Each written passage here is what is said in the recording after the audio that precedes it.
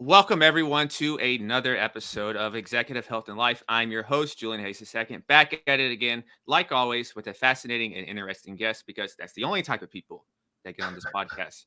Now, one of my favorite books is by Price Pritchett, and it's called U Square. It's all about making a quantum leap.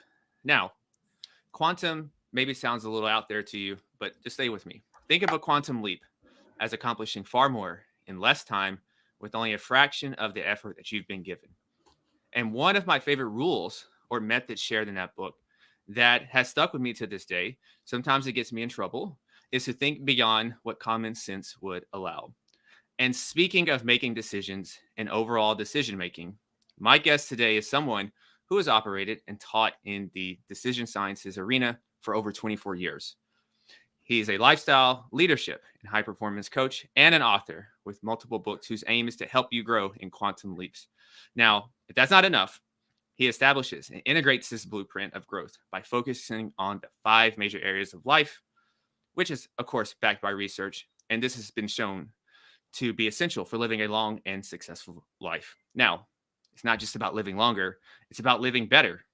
Yeah. Now, I'm speaking with none other than my friend, someone I've been learning from, Todd Allyn. He's also known as Professor Econ, which I like the name. Anytime you get a professor in front of your name, you have to be an exceptional person. Now, he's also the mastermind behind the information-rich YouTube channel, Infinite Growth TV. So without further ado, Todd, how are you doing today? Hey, I am awesome, and man, that was a great introduction. I'm sitting here thinking, who are you talking about? That was exceptional. Thank you for that, man. Well, I appreciate that. I take a little time and I try to actually write that. I look at someone's bio, but I don't want to just read out just the bio like most people do because everyone does that. And I guess maybe it's the only child in me so I've always just wanted to stand out and try to be different. And I think sometimes when people write bios, they don't really show all that they can do. And so I think sometimes we dim our own light. So I just wanted to make sure it was bright and people know that you know that you're a superstar. So I you know, appreciate that. Thank you so much. Thank you so much. And I'm truly honored to be on your show because I follow your show and I watch every segment. I watch every segment and I watch it more than once. So wow. and I take notes and I go into when you do the description, I'm going into the links and all that kind of stuff too because I think that your channel is exceptional and the information that you provide. It's a hidden gem, man. I mean, you are really amazing, and what you do is very much needed in all communities, not just our community. So I Mhm. really appreciate that. Thank you. Well, I appreciate that. And before we even dive any further, I'm curious because it's a hobby of mine that I like to do sometimes. And see that you're in Bogota. So I have to know, how's your salsa and footwork? That's a great question. I don't salsa. I'm gonna be honest with you. When it comes to salsa, I can't. I'm searching for the rhythm. I mean, I think what they do is just nothing short of astonishing. But what's interesting is that when I speak Spanish here, people think that I'm from Brazil. So I always say it's because of I've got rhythm. But I'm from L.A., Little Akron, Ohio, man. So we got rhythm there. But the salsa is yeah, that musical intonation is a little bit different. That's a little bit fast for me, and I'm slowing down. See, I love salsa. It's such a salsa is one of the first. I remember I went to therapy for a brief stint, right? And I got into salsa, and I went back to told my therapist, and I was like, it's really hard to be sad, depressed, worried about your business, thinking about a funnel, email, or anything because no one cares. Everyone's happy. Everyone's just dancing. You just grab anyone and start dancing. It's the happiest Yeah. environment ever. If I could bottle the feelings that is on the salsa dance floor and just like have an airplane and just drive over the states here and just sprinkle it, I think this place would be a better place. It's such a tremendous environment. Well, I'm telling you, you got to go to Cali, Colombia. Oh, You, I you, have it on the list. It's the salsa capital of the world. oh my gosh, you have to go. And as a single man, it's a target-rich environment. You will be very happy. It's music to my ears. I'm looking at plane tickets after this conversation. They're very inexpensive, my friend. So I want to go back in time real quick. I want to do a little time traveling. I want to go back into the States, and we're gonna go to the real LA that people don't know about in Ohio, and I want to visit 10-year-old Todd, and then Wow. compare 10-year-old Todd to this current Todd, and Okay. what are 2 to 3 lessons that were instrumental in developing who you are today? Wow. 10-year-old Todd was, um, I think I had a lot of fear because, I grew up in Kent, Ohio. That's, my upbringing was Kent. And Kent was known for Kent State University. My grandmother was a maid for the president of Kent State University for 10 years. Then she went to Biohacking Business College in Ravenna and got her secretarial science degree. And then she worked for Kent State University as administrator for over 34 years. In Kent, we lived on Dodge Street, and Dodge Street was the black side of town.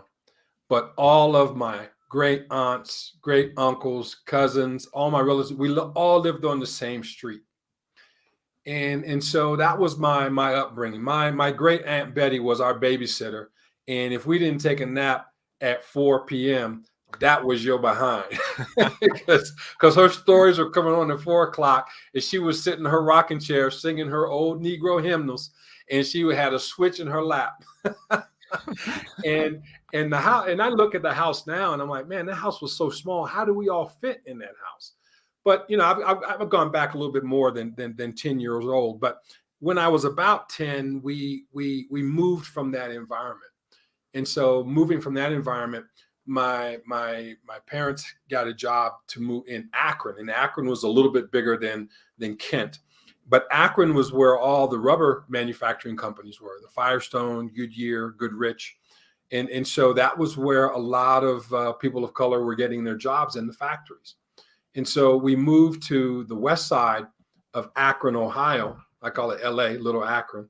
And that was kind of where a lot of my formation took place. And when I say I was afraid, because I was accustomed to being around family, and I wasn't around family. I was around a lot of strangers, and we were able, my mom and my stepfather, they were able to put me into private school. And so I was, a flying cream. I mean, out of 200 students, there may have only been, 5 blacks. And then to go from middle school, it was, out of 500 students, there were 5 blacks. So a lot of that was, that formation. I would say a 10-year-old Todd was really, finding himself, and I was really afraid of a lot of different things because I just wasn't accustomed to it. How'd you break through that fear? Or actually, what do you remember a certain point in time where that fear started to kind of dissipate? I got tired of seeing the difference in lifestyle. We live close to, well, we were in the inner city of Akron, but we lived closer to more affluent areas. We were separated by 3 or 4 streets, right? And 3 or 4 streets over, there were lawyers, there were doctors, there were builders, there were business owners, and their houses didn't look like my house, right? But anytime that the bus was picking me up, it picked me up first and dropped me off last, and I was able to see the difference in lifestyle. Rex Humbard, who was a long time ago, who was one of those mega preachers. His kids went to the same school that I went to. His house did not look like my house. And so, and I could talk with Charlie, and I could talk with those kids, but only at school. After school, there was no contact, and so what started me on the road was like, okay, what makes them so different? Why is their lifestyle different than our lifestyle? Why is it that we can't do a lot of the things that they have access to? And the common ideology was, well, because you're black. Mhm. But I didn't really quite accept that because I was going to school with them. I was getting the same grades, if not better grades than they were. So it had to be more than that, I thought. So that kind of opened me up to reading. And I have my friends in my neighborhood. I mean, one of my friends, Dwight, has been my friend since I was really 7 years old.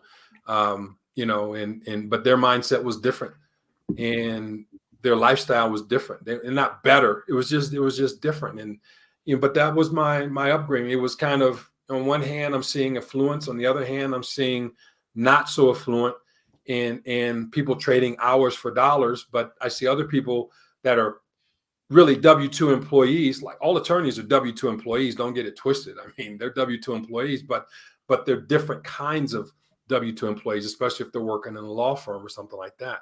So that was the kind of, I know it's a long answer to a short question. I apologize for rambling, but it was, looking back, that was, I was afraid, and I was afraid of failure, and I Mhm. was afraid of not measuring up to to both sides. I didn't want to. I mean, I was not affluent, but I'm not hood. Mhm. I'm I I'm can in the relate. middle. I can relate to that, and I like this story. I can relate to that because I think that's the thing that is not mentioned. That's the thing that's not mentioned, right? I was the way I talk. I used to be so ashamed of the way I talk because it sounds so proper and everything. And Yeah, why are you talking white?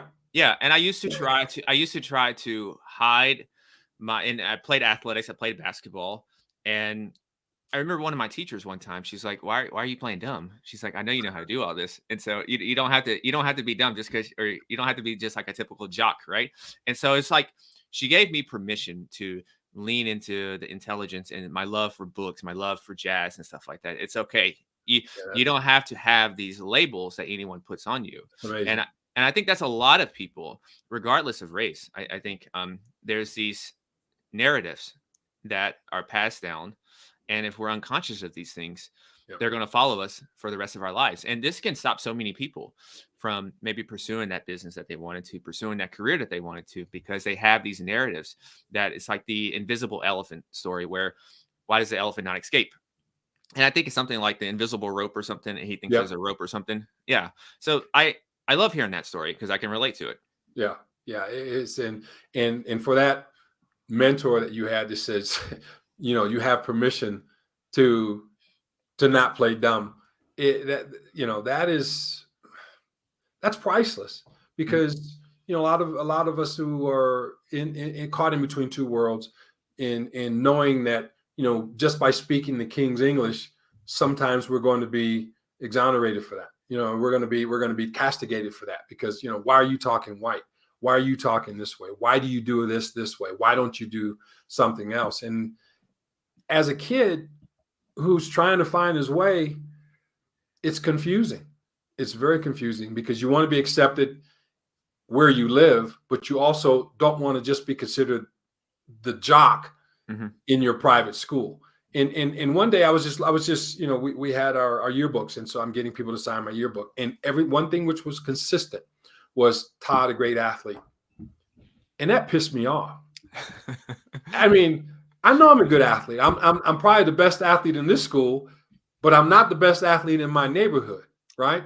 Yeah. But why is it that the only thing that you see as an athlete, you don't see me for who I am? You don't see me as a good person. You don't see me as, smart or intelligent. You only look at me as a good basketball player, a good soccer player, or a good, dodgeball player, or whatever.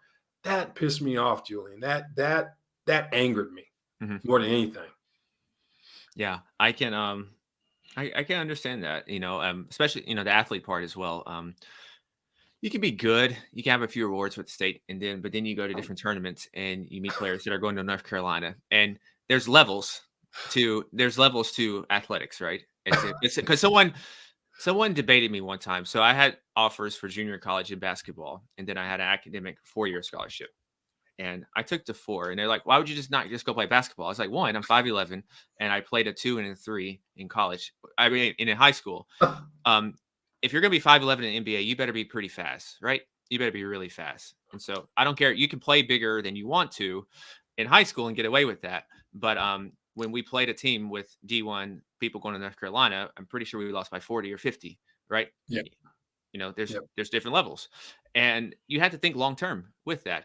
And you have to think about where you're going. And I say that because there is a quote on your page, the Infinite Growth page on YouTube, and it says, first say to yourself what you would be, and then do what you have to do. Now, most people do this backwards. This is from Epictetus, by the way, who said that. But most people operate backwards. They just do things and give no thought to it. Yep. So there's not much else on there. So this quote obviously has a lot of importance to you. So how does this sing to you so much? You're absolutely right about the athletes. Where I'm from, competition, basketball, baseball, football, basketball, whatever, competition was premium. But as you said, you know, at 5'9.5", 5'10", or whatever, you know, you might want to play Division I, but it ain't gonna happen, right? You know, so you know, I was recruited by Huggins. He was at a school called Walsh University in Ohio before he went to Cincinnati. Coming out of high school, my senior year, I tore ligaments in my ankle, and that was pretty much it. My senior year, as far as recruiting, you know, Division III looked at me or what have you, but before I went into my freshman year in college, I played in the All-American Cage Classic. And that was the year Patrick Ewing was coming out. And so I played in the same tournament as Patrick Ewing. But I played against Audra Sherrard and Milt Wagner and a lot of guys that ended up in the NBA. That was not going to be my career choice. You know, I played well. You know, I mean, I represented, but no, that was not going to be me. So I ended up going to Oberlin College. And I chose Oberlin because at that particular point in time, I thought that I was smart and I thought I was going to go into chemistry. And, you know, they had, you know, electron microscopes and all that kind of stuff. Then when I got to Oberlin, I realized that there were some things that were in my academic background that were not up to snuff. And so, you know, I suffered, you know, my freshman year. I was on the basketball team, but, you know, sports at the Division III, like Oberlin College, they're not, you know, it's good, but it's a little bit higher than intramural. So I had to make some choices. I had to make some tough choices. While I was at Oberlin, I became more of a Marxist. You know, I was trying to look for my identity, and I became more of a Marxist. But then as I got deeper and deeper into it, it's much like Thomas Sowell, you know, I decided later on, it's like, Marxism is really not for me because it doesn't really align with my values. It doesn't align with how I grew up. Mm-hmm. And so I changed that. But Oberlin was very important to me because it taught me how to read better, and it taught me how to become more independent thinker. And so because, again, Oberlin was very expensive, and coming from a blue collar family, we could not afford it with my brother and sister getting older and me being at Oberlin. So I ended up transferring to the university in my hometown, and that's where I completed my undergraduate degree, and then later on, that's where I got my 2 master's degrees as well. That's incredible focus, by the way. That's incredible focus. So we have and the reason why I said that is we had a dog over here before they moved, and the dog just continually barks. It's super noisy, right? And the first time it happened, it distracted me, right? I was talking, and then I got used to it, and you kept doing it, right? So I just have to comment, that was incredible that you can just keep it straight eye and continue. So I just noticed little things like that. And a lot of times people, when they're communicating, if they don't have like a perfect silhouette, perfect ambient environment, it's very easy to be distracted and lose their train of thought. So I think that's a good skill to have. I appreciate that. And you know, where I'm located, it's my office is on the first floor here. Well, I have an apartment, but I turned it into an office, and it's on the first floor. And so the cars are here, but The cars are very sensitive. Their alarms are very very sensitive. I mean, there's many times at 4 o'clock in the morning they're going off, 3 o'clock in the morning they're going off, and so I guess it's sort of like if you have PTSD. You don't notice the bombs going off all around you if you're in war or something like that. So That's how I felt. That's how I felt during my year in New York. I got used to it, yeah. ambulances and everything, because I was in Harlem and just right on the street, and you just get used to it. You just get used to people yelling and everything, and you don't pay any attention to it. Yeah, that's So good. Yeah, you mind your own business. absolutely. So we're going to start diving into your book here. One of your books is The 28 Laws for Elite Lifestyle and an Infinite Growth Mindset. And so at the beginning, I like this. You said, in today's fast paced world, it can be easy to get caught up in the pursuit of success and material wealth without considering the overall well being and fulfillment of our lives. However, true success and an elite lifestyle go beyond external achievements and status and involve cultivating a positive and growth oriented mindset. Hmm. And I like this principle because when people hear be the CEO of your life, be the CEO of your health, a lot of times they might just think of materialistic things and everything. And I'm wondering here, did you have to learn this lesson the hard way in terms uh, of getting caught in the hustle and bustle of the world and just getting caught with everything's about money and status and having things, and you feel hollow inside still? Yeah, yeah. It goes back to when my formative years when I talked about being afraid, and one of the things that I thought about was, well, I just want to be super wealthy, because if you have money, if you have riches, if you have resources, then you really don't have much to worry about. But when you think about it, money is pieces of paper, Hmm. and so you value pieces of paper more so than you value yourself. I mean, they print this stuff every day, but there's only one of you, only one unique you, and God didn't make another you in this particular existence. So I mean, I've come to realize how valuable people are, and it's because I've made mistakes, in my life. I mean, I've had bad relationships and failed marriage and all that kind of stuff, and I haven't always had the best relationship with my kids and all that kind of stuff. But what I've come to realize is that if you can have all the money in the world and still not be fulfilled, because 3 generations from now, no one's ever going to know who you are. That hits Every, hard sometimes. I when I think about that, and so I was like, hmm. so I mean, so you have to do something that leaves a mark, right? Because your money, I mean, with inflation, hell, it could be zero, right? So how is it that you're going to leave a mark? And the beauty of what we do in this space, in the YouTube space, in creation, in content creation, in this space, is that this can last well beyond our lives.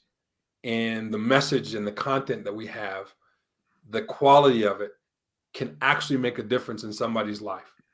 You and I, as we talked in the pre-show, the one book that changed my life, and and I never knew who the guy was, right? Hmm. Because he died at age 50 of a brain aneurysm.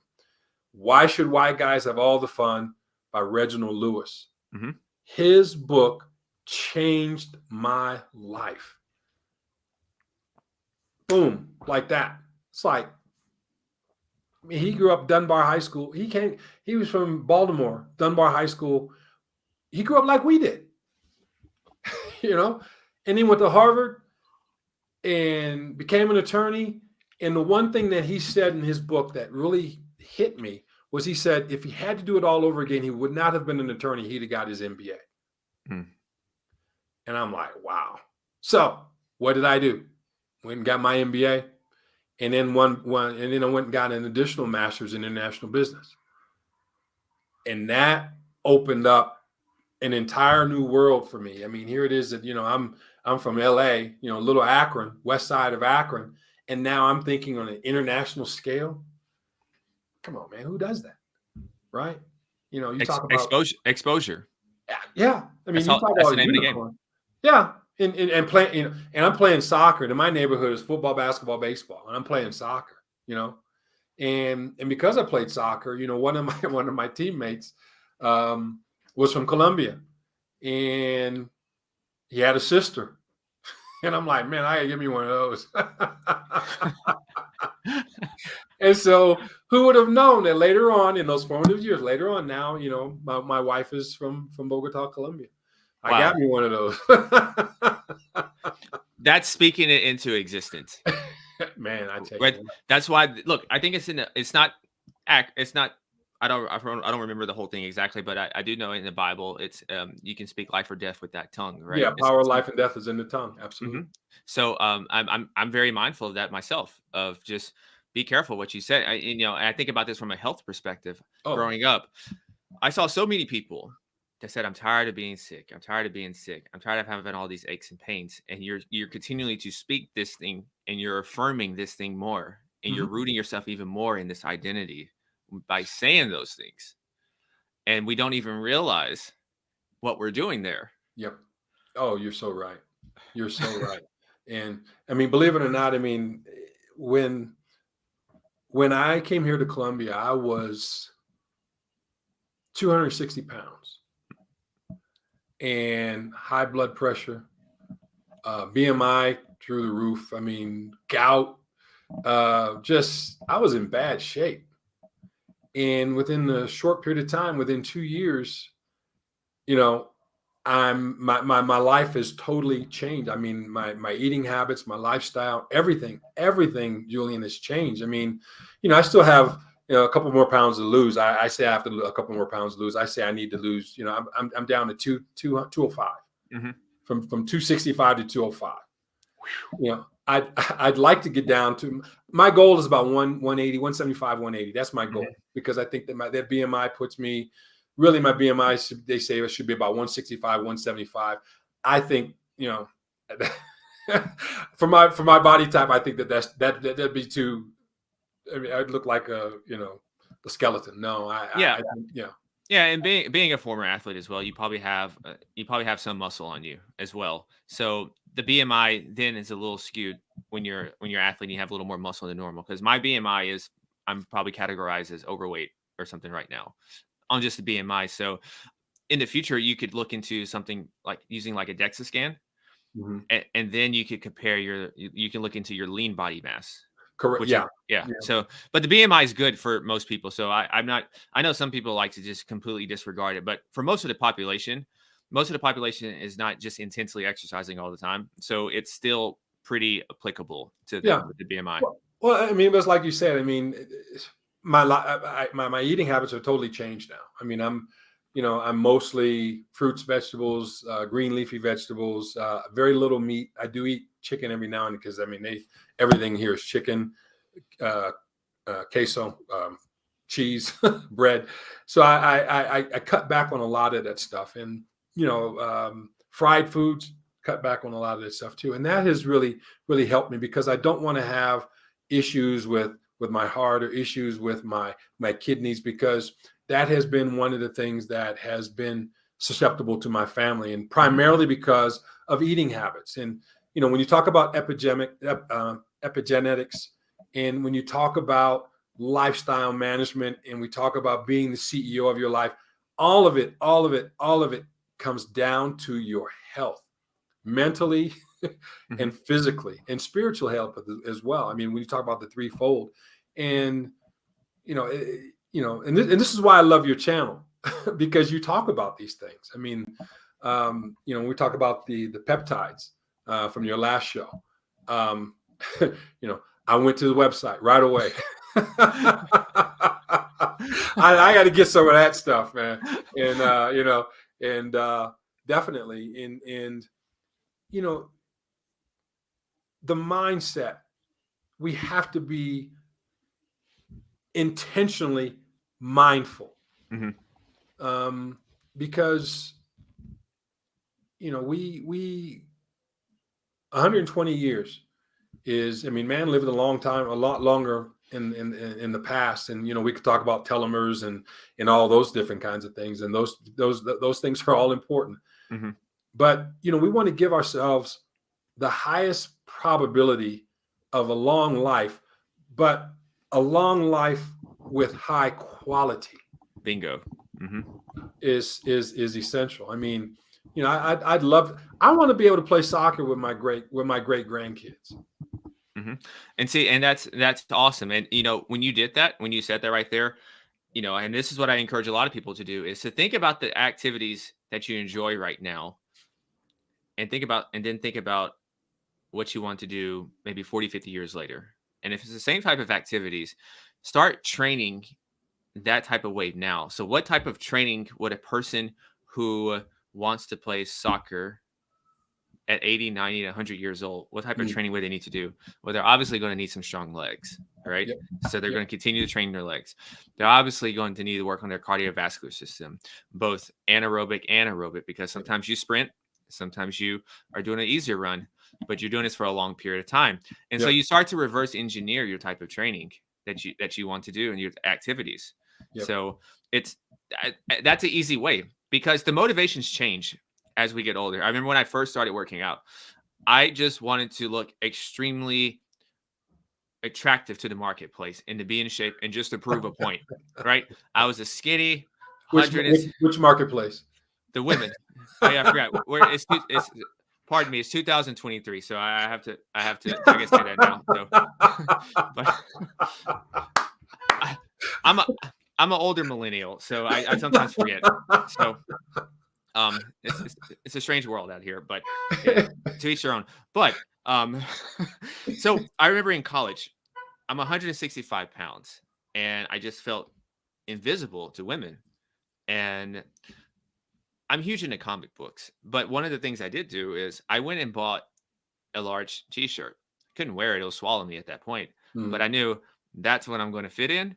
And then I had friends with me who were much stronger than me, bigger than me, and I told them, "I'm going to pass you guys. Yep. You're just here for motivation."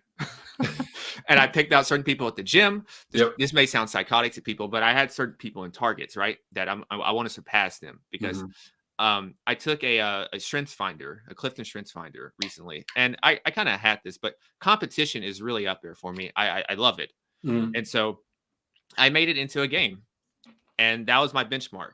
But once I achieved that goal, you couldn't just rely on that anymore. So you had to find new motivations with Yep. that. And it's the same thing with people, that some people it's to find a wife, find a husband. And once they get that, they get complacent and they let Mhm. themselves go. Mhm. That's why you have to continually evolve, which is when I talk about the Arise method, which is pretty much the process we do. We assemble, we review, we implement, we sustain, and then lastly, we continually evolve. Right. And that's how you're never going to fall off the wagon of, for 12 weeks, I lost my weight, but then you didn't have anything to fill that void. And so then you revert back to your old self. Absolutely. So Absolutely. And it's always a reversion back to the mean, isn't it? absolutely. Yeah. Absolutely. So you have to fight that. You have You to, got to fight it, and you got to change it. You Mhm. got to change the mean. Always. We always have to reinvent ourselves. I mean, and that's the thing when it comes to what I've found, especially as you say, a decision science person. People have to make the conscious decision that they're going to constantly evolve and reinvent themselves. And it's like I tell the kids on my soccer team, you know, every second is a past and it's a future. So it's what we do in this particular moment. We cannot manage time. Time management. When people say you can manage time, that's a lie from the pit of hell. You cannot manage time. You can only manage your actions and your activities Mhm. right now, and you have to do it with intention. And so we're talking about being the CEO of your life, being the chief executive officer or the chief enjoyment officer or the whatever you want to put behind that. You have to do it with intention, because at the end of the day, the only person responsible for our life is us. Mhm. And we have all the gifts, we have all the tools necessary to be as successful as we want to be. And if there's a different level of success, then we have the ability to go find people to help us or go find information and knowledge to help us get to the next level. But at the end of the day, it's our responsibility. This is not a representation of our life. Absolutely. And and that goes back to a point. I was doing some research. I went through your Instagram and all things, right? I found a I guess it's the student in me. I don't know. And so, so I 12 would, weeks ago, 12 weeks ago on Instagram, right? You had this post, right? 5 realizations that changed your life forever. I really like that. That stuck out to me. And number one, we don't have to go through them all, but number one I have here is that I am the value. And I think that really stuck out to me because I think for myself, I got addicted to achievement. And I mm, got addicted to achievement because I was using achievement to try to get validation. I was using the pursuit of yeah, wealth to get yeah, validation and approval yeah, from various people in the outside world. yeah. And so I really love that point of I am the value. With that said, though, why do you think that's so hard for us to kind of accept, that Because we're the value? that's not how we've been socialized. We've been taught that our value is based upon what other people think of us. You know, let's talk about the the red pill space just for a second, or whatever it's called. When you talk about a high value person, Oh, so let me explain. So red pill, red thing. So in case some of my listeners don't know, okay, um, I'm not too sure, but I think it's a man spacer. It's a yeah, how would you explain it? yeah, manosphere Okay. concept, Okay. yeah. I think I'm showing I promise I don't really pay attention that much to it. So I'm not It's too a much thing. on it. It's a Yeah. thing. I It's a thing. well I have a I don't like being called a mentor just yet. I think you have to earn that, but I guess he's like a mentee. He's around 20. And so he tries to kind of bring me up to speed on some of the internet happenings and some of the new slang words and everything. So Right. it, it makes me feel a very old 37 when he says some things, right? Because I think I'm still pretty young and hip. But when I hear these things, I'm like, wow, time moves. These things move, trends move really fast. Yeah. But I just wanted to provide some context for Yeah. people before you expounded on it. Yeah. I mean, it's the a lot of times what we're taught in the conversations that we have is that we are validated by what other people think of us. And that really puts us in a awkward position because then we always have to be validated by a moving goalpost. Hmm. And so what I realized is that what everyone wants, what the elite want, what politicians want, what my wife wants, what my kids want, what my friends want, is they want me to do something that they have a benefit of. So the value is me. Hmm. Because if I'm not here, they'd have to look for someone or something else. And so what I have to do is I have to value who I am, what I'm capable of doing, and recognize that I'm the prize. Just as you're the prize or some other person is the prize, they have to validate that within themselves. And once they're comfortable with who they are and saying, I am the prize, I am the thing that of greatest value, because this does not exist if I don't trade hours of my time, hours of my life in order to receive this. Hmm. And so the real value is not this dollar. The real value is me. That took me years, the majority of my life to really uncover. I mean, it was that was something that I would say 8 years ago was when I really at 52, that's kind of really when I came to that realization that I am the prize, right? Going through, rough times, like as I say, failed relationships, all these different things. And, you feel bad at times because, you didn't meet up to certain expectations. But when you think about it, you're like, I'm here, Well, right? I ultimately think that is what forges us who we are. So I think about myself. If I had immediately after I left medical school and I had the success that I was working toward, the things I wanted, I would have been a disaster. I would have been a disaster because you couldn't tell me anything. I thought I was the smartest person ever, right? You couldn't tell me anything. I wasn't an outward a-hole, but internally I was, right? I just had this arrogance to me, right? And I just wanted to blow it on things. I wasn't thinking about, oh, if I get more money coming in, I'm going to start investing and thinking about a legacy. It's like, no, I want this high rise apartment and I'm going to enjoy myself because I didn't get to do it because I had a book in my face for most of my 20s. Yeah. So Yeah. I was going to finally start enjoying my life. Yeah. I didn't need that. And so it's almost a blessing that I didn't get all that, because a lot of times the things we ask for, we have to make sure that we're actually ready to receive them and that we know what to do with it. Because Yeah. sometimes having all those things, getting power to a certain extent of resources, it can overwhelm and change a lot of people for the worse. Yeah. Well, I mean, you make an interesting point. What did you have? Life is about choices and trade-offs. Mm-hmm. What did you have to trade in order to have that lifestyle? Mm-hmm. And as you said, you would have given up who you are. I mean, it's people sell their souls for certain levels of success. And once they do that, they're done. Mm-hmm. They're done. And they may have as you say, they may have the lifestyle, but research shows that after a particular level of income, $500,000 or more, after a particular level of income, then they have other health indicators that come into play, mental health. They have other worries, that they're stressors that they're worried about, other, that increase their cortisol levels.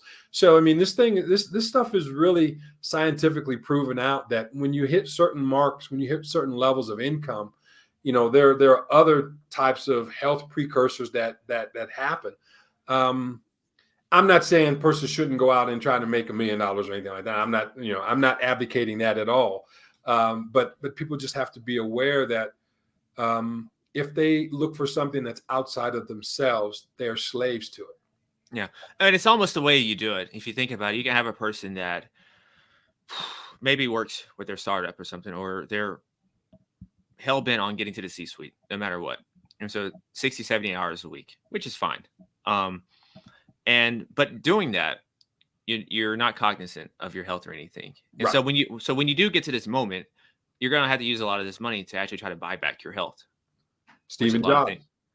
Yeah. So you're going to have to just use this to buy back your health. So I'm not saying you just got to be perfectly balanced, but I am saying that you just can't forget the other determinants of wealth Exactly. as we're getting ready to go into here. So that Yeah. was a good tie-in. And so yeah, well done. Skillfully done. And so, to my understanding, the determinants of wealth, I think we got income, we have education, we have health, travel, and lifestyle. Mm-hmm. If it was up to you, where do you think we should start? I think we start a lifestyle. Okay. And it goes back to what you were saying earlier. What is it that you want in your life, right? What's your why? Stephen Covey said, begin with the end. What is it that you want written on your gravestone, right? And so, what lifestyle do you want? And as you said, we reverse engineer it at that point. And then what's interesting is that it's easier to reverse engineer because we have examples in books.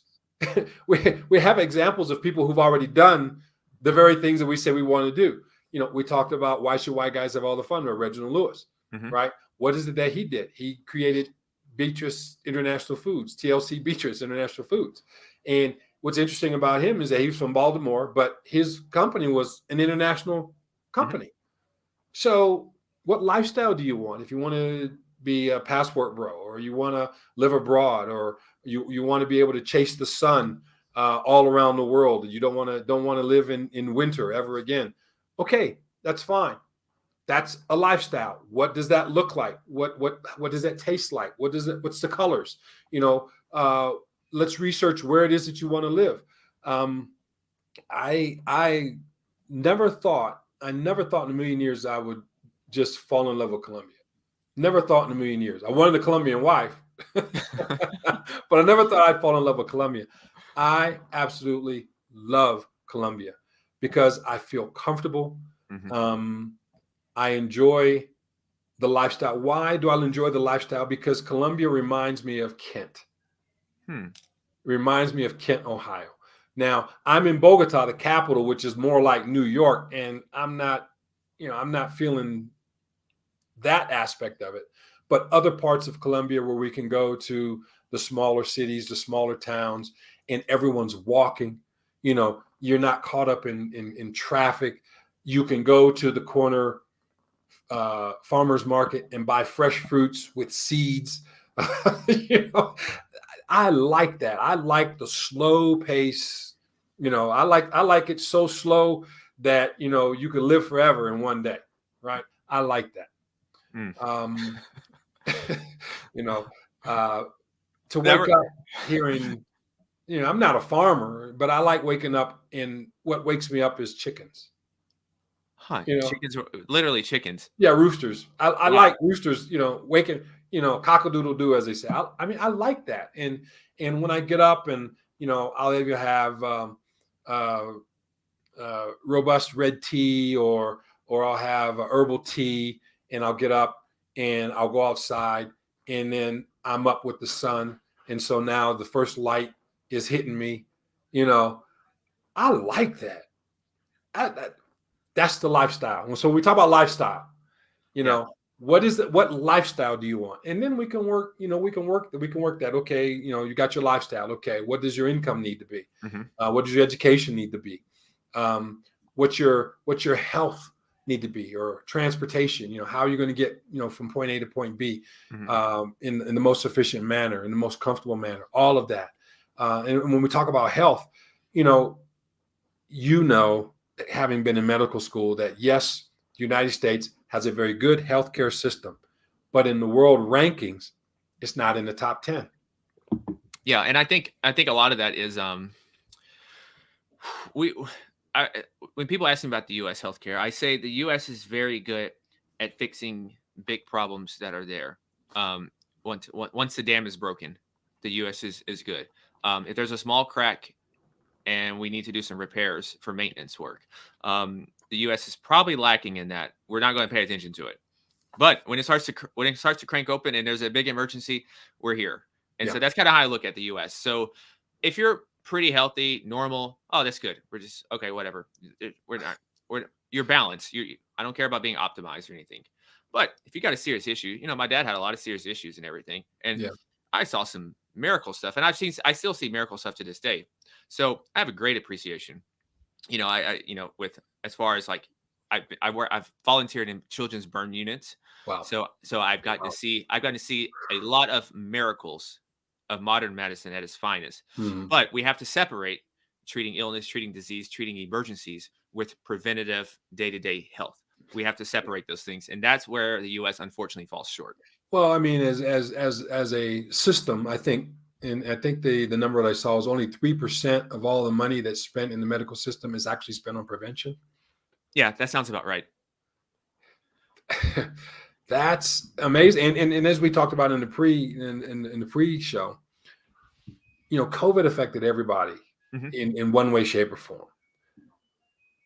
But how much of that could have been prevented if people were not obese, if people ate real food, if people were cognizant of their health? You know, simply, I mean, walking, moving, you know, breathing exercises, breath work. I mean, these are simple things that can go a long way and help people mitigate some issues that they may be coming into. Yeah, And that's I part of that. All goes to lifestyle. All of that's lifestyle.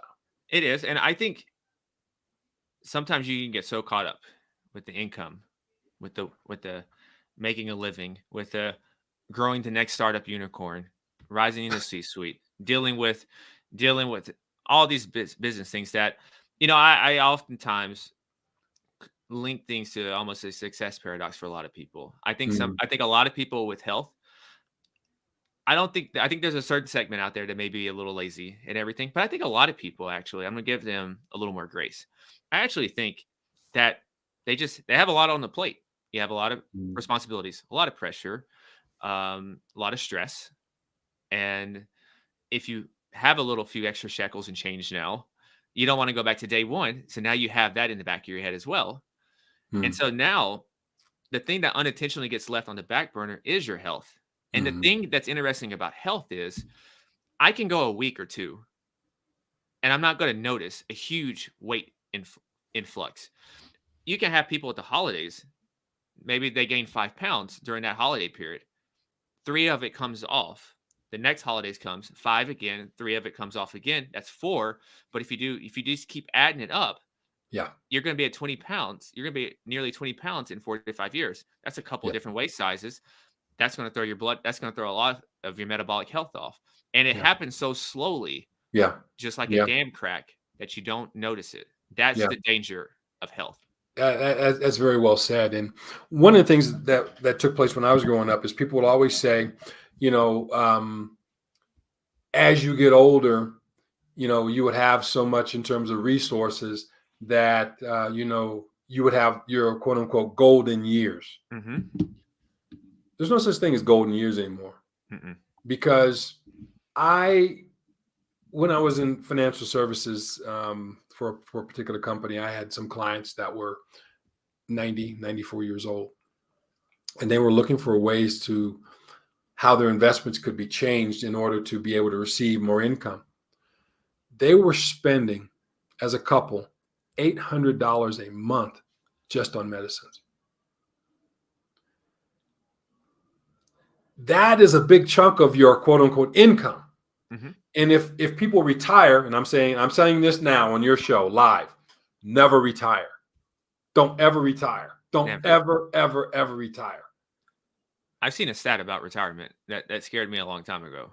Don't ever retire, because usually the stat is that 5 years after retiring, people are gone. Yeah, because it's as simple as, I looked at presidents, and presidents tend to live a very long life, and it's a very high stressful job. And it doesn't matter what party you are, just the job itself is stressful. I would love to interview a president. I've interviewed a former governor before, but I would love to interview a president or someone, right? Just to imagine every day you wake up, they're like, hey, these are all the things going on in the world. These are the potential targets or whatever, right? I'm just like, geez, all these things at you every single day. I got to deal with these reporters, all this so much every day. I would just love to hear about that job description, but it ages everyone for the most part. Yeah. And the interesting thing is, they still continue to live a longer life than most people, and it's a high stress life. So yes, stress can be problematic, but those people usually move on. I know Jimmy Carter, he's almost 100 now, and I know his health is not as good, but I mean, he's 100, and I don't think he's biohacking. So he could be. He could be. Maybe. So so. Don't know what's in those pecans. Yeah, that's true. So regardless of how you feel about his presidency or anything like that, right after he moved out, he's been huge with humanitarian work. And so that gave him his purpose. So he had a phase as a president. That chapter of the book is done. What's next? Whereas for my family, I've seen you work at the factory. A lot of people worked at the factory waiting for the pension. And then they stop. And then it's just put their feet up. But what's the reasoning for existing and living now? Yeah. There's no rhyme or reason. And that's the thing that we have to remember, that these are really just transitions to different phases of life. Mm-hmm. Mm-hmm. And that's what I it's a huge thing about the retirement. Even if you sell your company for $100 million, right? What are you going to do now? What's next? I always ask myself, what's next? That's always the question I ask myself. What's next? Even if it's a different level of ambition, it still has to be something. It has to be something. And not only that, when I say don't retire, just, because you also need to find out what your purpose is, what additional thing you want to do.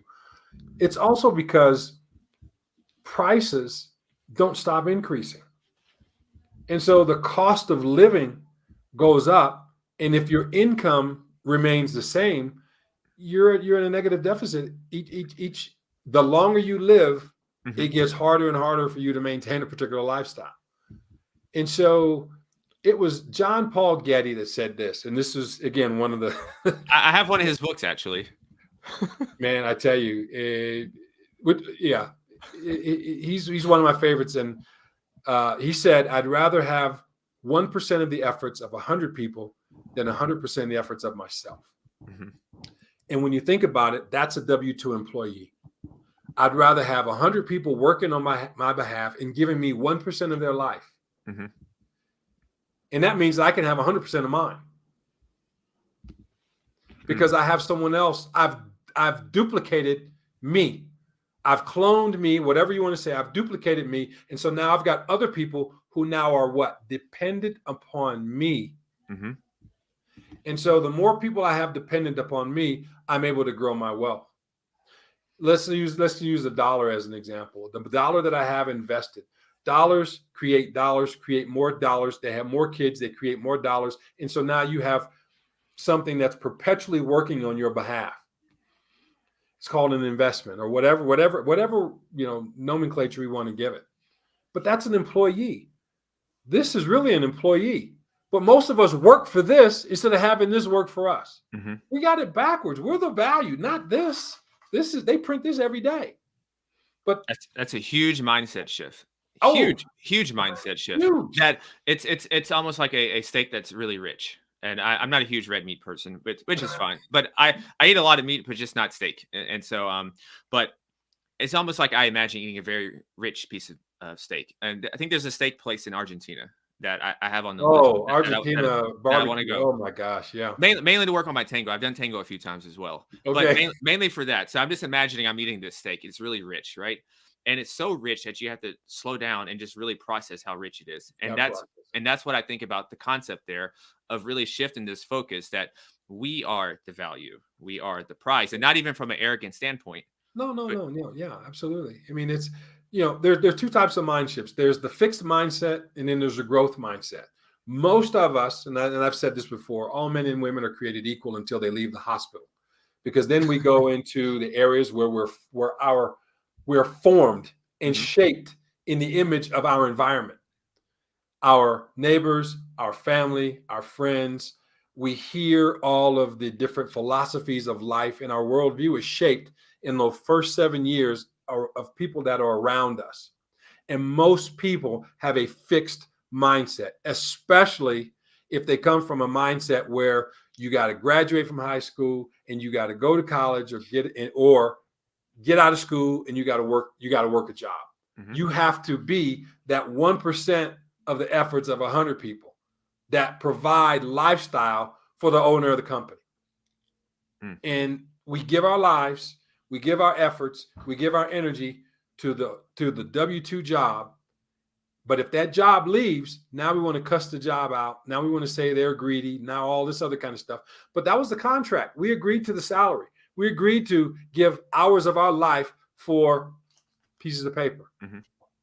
And the interesting thing about that is, some of my friends are W-2s. And the difference is, here's the difference now, though. So when they work they get the W-2, but when that hits their account every week or two, whenever they get paid, that money is put to work. That's their employee, like you mentioned, and it's going to investments. So they're working there, but they're using that money to buy their freedom. Yeah, they're smart. So there's and you said it, and you said the key to buy your freedom. Mm-hmm. That was perfect. That was well said, to buy your freedom, and that is exactly what it is. There's multiple ways to skin your cat. Now, also, when I was doing a little researching on you've written a lot of books, and so I didn't get to read them all. I got through a decent amount, and very interesting thing here, because I have this weird concept in my head, and I'm going to explain it a little bit. I hope nobody takes offense to it, right?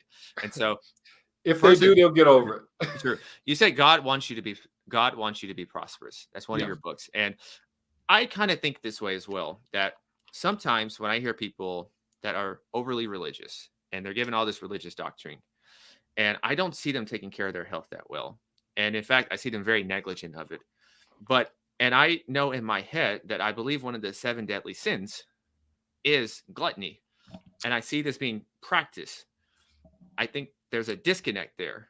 And so is that sort of how you feel about when you say God wants you to be prosperous? You talking about the fried chicken and the white bread dinner. So yeah, you can have it. I say you can have it some, but I just think that you can't be as strongly connected to source if you have all this metabolic inflammation going on. I just think there's a disconnect. I haven't seen a double bond research study on this. You're not going to see it.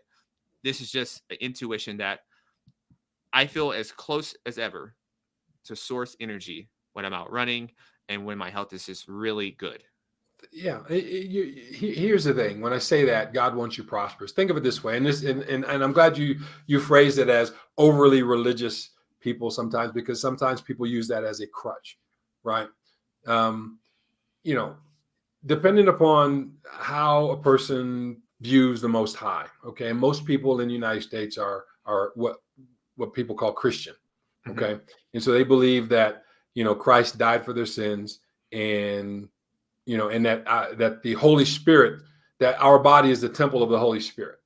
Okay, and I'm not saying I agree. I'm not saying I disagree. All right, but if someone was to press me, we could talk privately. If our body is the temple of the Holy Ghost, of the Holy Spirit, why would you want it to live in a shack and not a temple? Why would you want it to live in a inflamed environment, right? And that's preventable. You wasn't born that way. You made choices and decisions of how you ate, how you exercised, how you lived your life, and you became, 30, 40, 50, in my case, 35, 60 pounds overweight. You did that. That wasn't God. That was you. So God wants you to be prosperous because he told you how to eat. He told you what to eat. He told you how to eat. You mentioned it. Gluttony. Don't, moderation. Don't just take your car to the corner store. Walk. Don't use the elevator or the escalator all the time. Use the stairs. Or Uber Eats. There's something Oh about my gosh, Uber there's Eats. some there's something. This is another personal thing. There's something about Uber Eats, and then at least in the cities here, downtown, they have the scooters that you can just go through town now. The electric scooters, and I don't like those. One, because I think it takes the beauty away from just walking and seeing the city, interacting with people. But this is just me. Maybe I'm living in a fantasy world, but those are just two things I really don't like that much. I, And so, I agree. And then and then I look at I was home a couple weeks ago, and you mentioned the Uber Eats. You know, people don't cook anymore. You know, and they depend upon Uber Eats. And then I was looking at the Uber Eats drivers. They're obese. And I'm like, I mean, God bless them. I mean, they can do whatever it is they choose to do.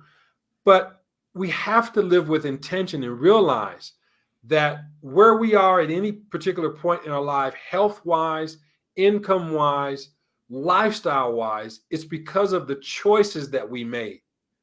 It's our choice. Now, if we want to change it, we have to figure out with intention, where do we want to be, and then we can go and we can move things around and we can fix that. But most people depend upon someone else for their lifestyle, for their life, for their choices, for their decisions, and we want to blame everybody else. It's if it's to be, it's up to me. If it's to be, for you, it's up to you. And we all have that choice. We all make those decisions. Sometimes people say, well, I didn't have a choice. Well, you had a choice. You just did not like the trade-offs that you had. And I'll be real quick with this, because I tell this, to my students all the time. You have benefits and you have cost. And so when you say at the margins, something marginal benefit means additional one. Okay, so let's just say your favorite beverage is lemonade. Okay, so on a hot day, you drink a lemonade after a workout. Natural lemonade, no, without sugar. Okay, so so you drink the lemonade. So after you drink the first lemonade, what's the cost or what's the benefit of that additional lemonade? So what happens is that for each additional lemonade, the benefit goes down, but the cost goes up. Mm. So how do we as human beings make decisions? When the marginal benefit is greater than the marginal cost, we do the action or the activity. When the marginal benefit is equal to the marginal cost, we are indifferent. We might not. But when the marginal benefit is less than the marginal cost, we're assuming that we're rational. We don't do it because the cost is greater than the benefit. What most people do is they act irrationally and they continue to do behaviors that the benefit is less than the cost. Hmm. And this is why we get obesity. This is why we get heart disease. This is why we have kidney, this is where we get into trouble, because most of the diseases that we get are preventable. How? Just continue to do those things that give us the greatest benefit and the less cost. So the client that I was talking about earlier, they're in their 90s, but the choices, the decisions that they made now, the cost is too high for them later in life because they didn't maintain and take care of the things that they were supposed to do, or they should have done, air quotes, when they were younger.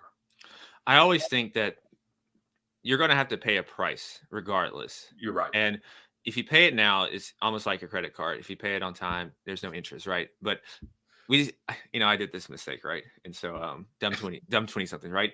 Like you kind of just close your eyes, look the other way, and just kind of push it down there. And then you're like, that 23% interest just keeps adding up. And next thing you know, it's like, wow, this is an expensive bill. If I would have just taken care of this $150 this month, and now it's up to like $700, right? Yeah. So, and this is a great tie-in. It's an easy tie-in actually to two of the laws that I have here, right? You have embrace change, and law number 6 is embrace change. And then law number 7 was to cultivate discipline, which is something that we are all going to struggle with that.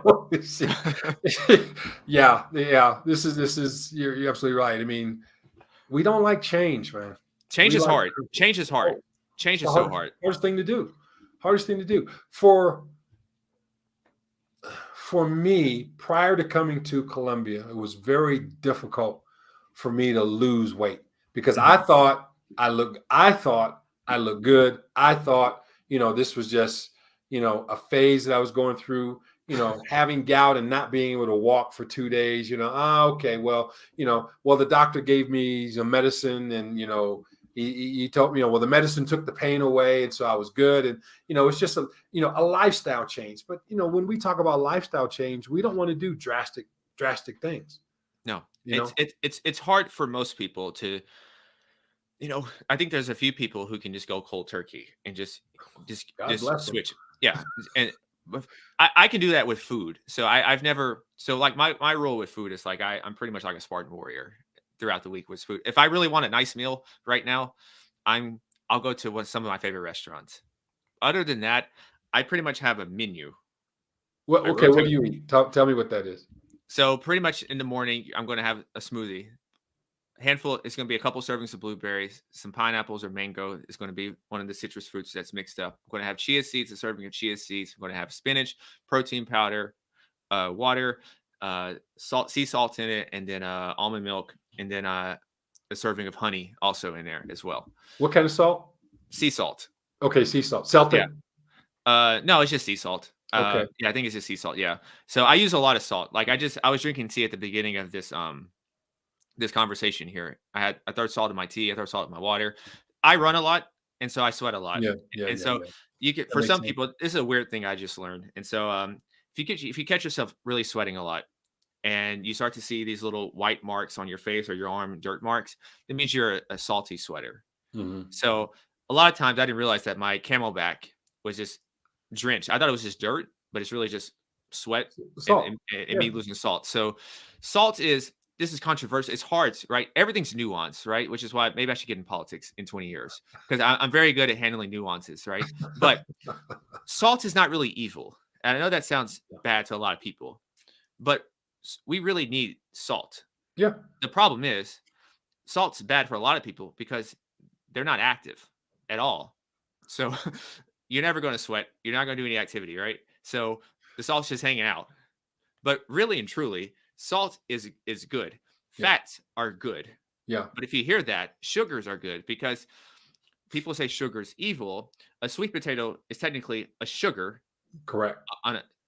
So we have to watch our verbiage. But this is now you're starting to get into like how people talk and how you sway people and stuff. And that's kind of related to politics. That's a whole nother conversation. Yeah. Maybe, you're absolutely right because when you talk about the sea salt, and this is why I asked you what salt you're talking about, it has all the minerals that you need, right? And when you're talking about sugar, your mango, your blueberries, all of that is sugar. Fruit is sugar.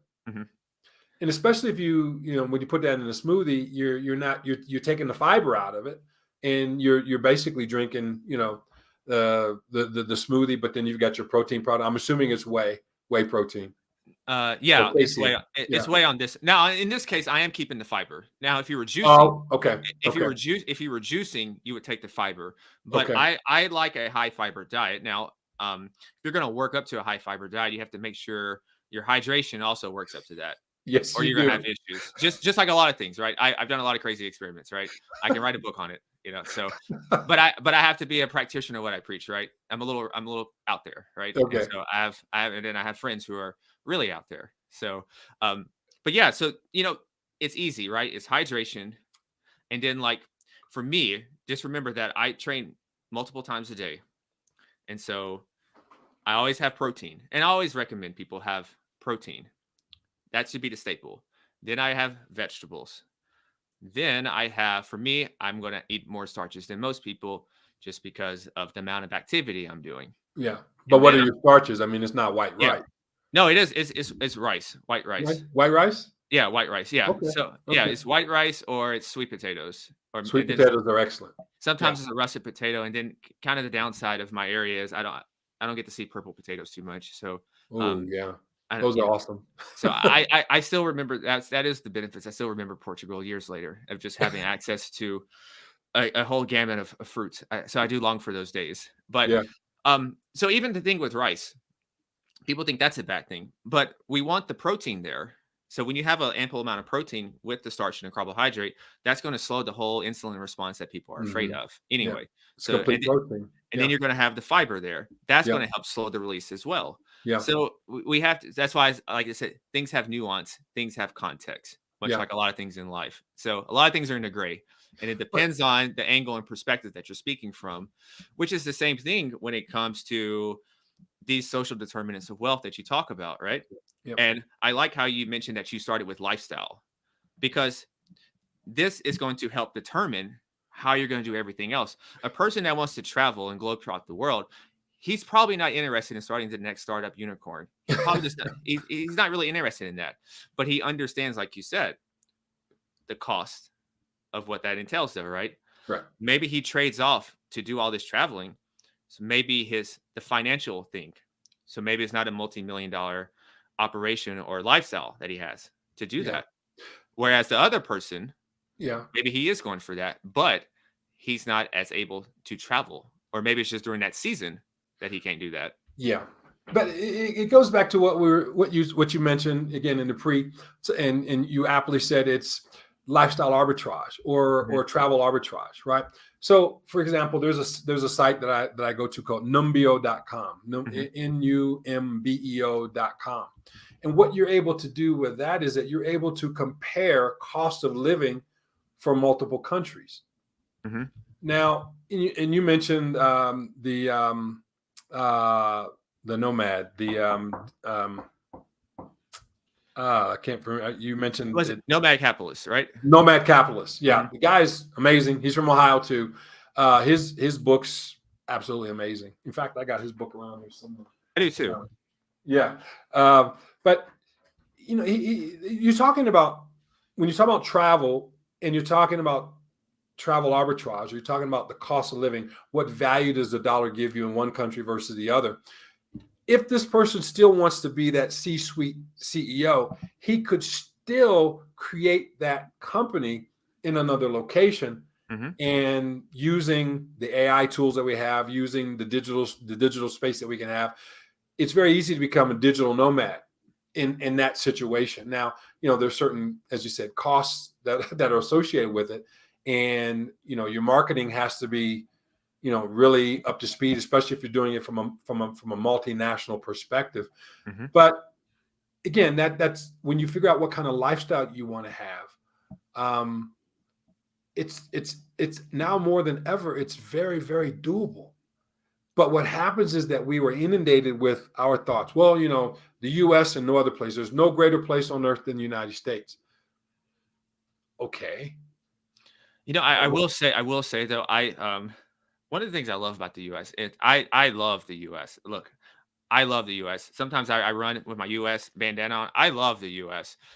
but because the U.S. is great at branding, and just it's fantastic.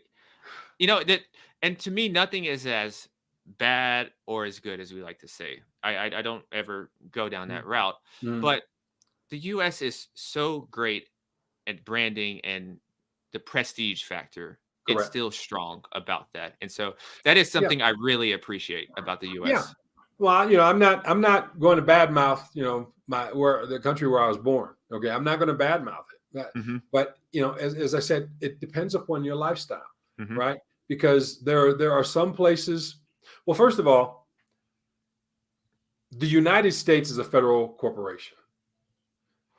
Each state is its own nation and has its own constitution. It has its own country in and of itself. But together, the United States is a federal corporation. I'm an Ohioan. You are from A Tennessean. Tennessean. Okay. Now, Tennessee has its own constitution. It has its own, when it was part of the Articles of Confederation, when it entered into the Union and all of those different things. So I think people lose sight of that sometimes, because the reason why I like the United States is because I'm OHIO all day long, even down here. I love Ohio. Okay. But when you talk about other parts of the country, Arkansas, Mississippi, I I don't know my listener percentage in Arkansas, but I still love you, Arkansas. yeah, hey, Even though the SEC team in Arkansas, UT Vols, so go all the way with that. for me it's Ohio State, and at this point I like Colorado too. But if Ohio State played Colorado, I'm Ohio State. I'm a Buckeye all the way. Hmm. But it has its benefits. But people, I think that people, and this is just a Toddism, I think that we need to look at every aspect of our life as if we are running a business. Bingo. If it's a relationship, the relationship I have with my spouse, it's a business relationship. It's a job. It's a job. Somebody asked me, why don't you go out and date more? And I said, because I'm not ready to lead. And I haven't actually filled out the job description. I don't want that to be there. But growing up, like I said, with the father figures, grandfathers I had, they were leaders. And so a lot of things that people complain about in the world now are mute points. And so I wasn't ready for that type of thing. I had to learn. And so I'm learning to do that, because it's a great responsibility that Oh comes from man, that. But I love that what you said though. We have to take initiative and view everything as the corporation. My health everything. is my responsibility. My health is my corporation. Now, and sometimes you can delegate and seek outside experts, just like Yeah, a business would delegate and seek outside expertise, correct. maybe a 1099 to help in that regard. But Yes. at the end of the day, this entity, this physical body is my corporation. Yeah. And the one thing about a CEO is that a CEO always has to be marketing and promoting their business. Mm. And so when we talk about you are the value and you are the business, if you don't promote you, then who will? Hmm. Now, we can go out and we can, as you say, hire people to kind of help promote us, a PR person, or have other people that promote what we do. But at the end of the day, as a CEO, our success, income, education, food, transportation, housing, all those social determinants. As a CEO, we are responsible for those things to us as an organization. It's you Inc. It's Julian Inc. It's Todd Inc. It's my family estate Inc. Because the future of my family, the future of my prodigy, my great grandkids or whatever, they're totally dependent upon what I do now. That's exciting. That gets me amped up. Just like I like just having that pressure on myself. It's exciting because I think it's such a gift. That It, is it's such it, a it's gift. it's kind of scary too. But let me throw this at you too. Let's say that you have significant other, wife. Are you going to want her to work in another man's dream? No, that's why I already have that plan. One of my favorite books is Only the Paranoid Survive. So I have a certain roadmap, Yeah, right? It's like the Jeff Bezos quote. I am rigid with the vision, but malleable on the details. Something like that. I might have butchered it a little bit, but that's pretty much the same thing there is that Mhm. I have a set vision of what I want and Yep. where I desire. How I get there and how that happens will probably change along the way. Right. But yeah, that's one of the things I think about mainly because just the way the world's changing now. And I Yeah. do think that for myself, I think being able to world school is something that's amazing now. I think about my adolescence in school. I think up until high school, I think a lot of it is really not needed to go to the junior high and all those activities. I think you could be better just by like I have a book curriculum. I could like if I had kids, I think one of the easiest things to do is it's a meritocracy and you earn. So if you want this Mhm. toy, well, buy the toy, but how are you going to earn this toy, right? Mhm. Read Mhm. this book, give this book report, give me 2 to 3 lessons, then you get this, right? Certain books are tougher, then you get a better toy, things Right. like that. And I think that translates to the real world then as you get older. Whereas if I want this big office building, I need to put in some type of effort or create some type of result that's going Correct. to match that type of thing on that frequency level. And that's Yeah. what I would hope the book thing would do as Yeah. a kid. So Yeah. I had a lot of when you're running 3 4 hours at a time, you got a lot of time to think about a lot of things out there in the fields Yeah. because it's just you and some deers and the sun. What do you think about audiobooks? I love audiobooks. I just can't run with them. But but that's one of my secrets actually. I when I was in medical school and I was in New York and it's the first time that was really my college experience. And so when I was up there, a lot of our lectures were on iTunes and I went to class a Mhm. little bit and I realized that this professor is really just talking and most of this is not on the test. So trained myself to start listening to things at 2 and 3x speed. So that's how even for you when I was researching you, I could go to a couple interviews, a lot of your videos, and this 3x and right and blow through a lot of content. And same thing with guests. I hope I'm not telling too many secrets, but that's how I can get through so much because I can just process information faster. And so now sometimes when people are talking, though, people talk so slow to me because my brain is moving so fast now, right? So I have to slow down. And plus, I will say the time in New York, people talked extremely fast up north. Yeah. And so that still poured off in me now. And so I still do that, even though people down here talk slow and it's just slow in the South. Yeah, Right. well, that's a great hack. I appreciate you sharing that because I agree with you 100%. You know, 2x a video. Yeah. That's let's find out what's the sentient points. Let's write down the bullet points and let's keep it moving. I mean, it's Yeah. you're absolutely right. Yeah. Um, I love live. I love when people do live, but the only thing is usually why I wait is just because I can't 2x the live. So I have to wait to it's over because if it's like a 90-minute live, it's really a 45-minute video for me, or even a 30-minute video if it's on Spotify or iTunes. yeah, yeah, you're absolutely right. But then but the last guest that you had when you guys were talking about peptides and biohacking, Hmm. you mentioned and you talked about why books are so important. Hmm.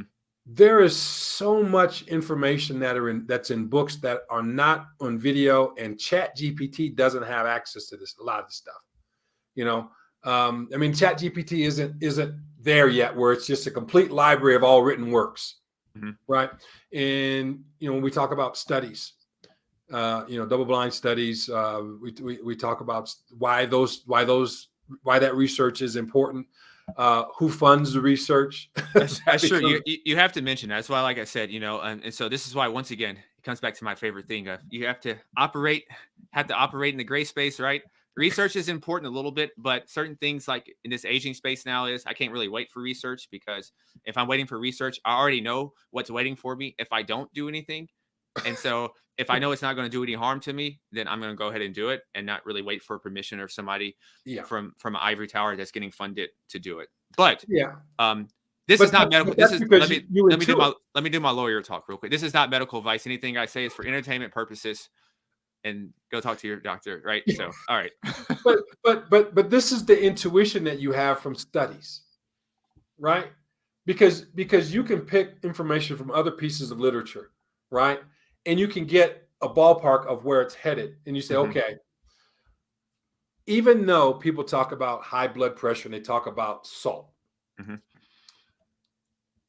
but they're talking about table salt. They're not necessarily talking about Celtic salt or one piece of Mm. Celtic salt or something like, or sea salt or something like that has all the minerals. And if you're exercising and if you're hydrating and if you're Mhm. doing all these other things, then that becomes a non sequitur. Mhm. It's the same thing with labs and blood work that you'll get back from your physician a lot of times. I don't know how it is abroad yet, but I know here in the States that you'll get a report back from Quest Diagnostics or LabCorp or something from your physician. He says you're normal and everything, right? So an easy example is to look at something like maybe fasting glucose, right? That's an easy one. And I think the rule is anything under 100 is Correct. fine, right? Right.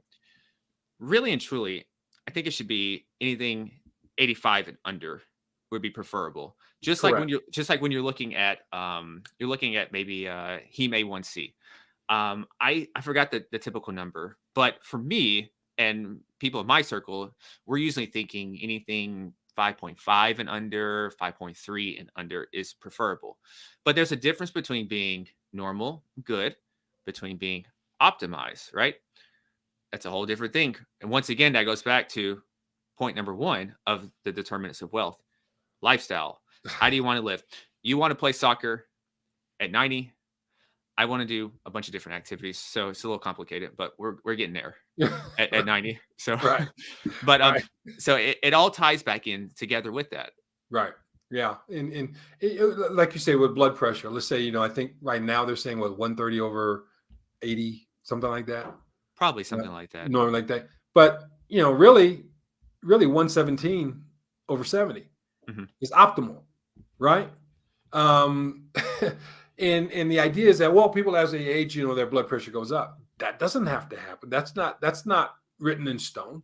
Right. Because, there are, blue zones where people live longer and their blood pressures, it's a lot lower than 130 over 80, right?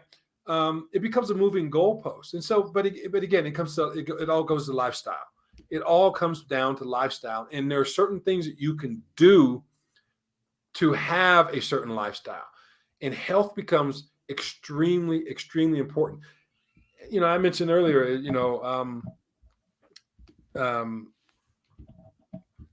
I forget his name. It was Apple, the guy from Apple, Stephen Jobs, Hmm.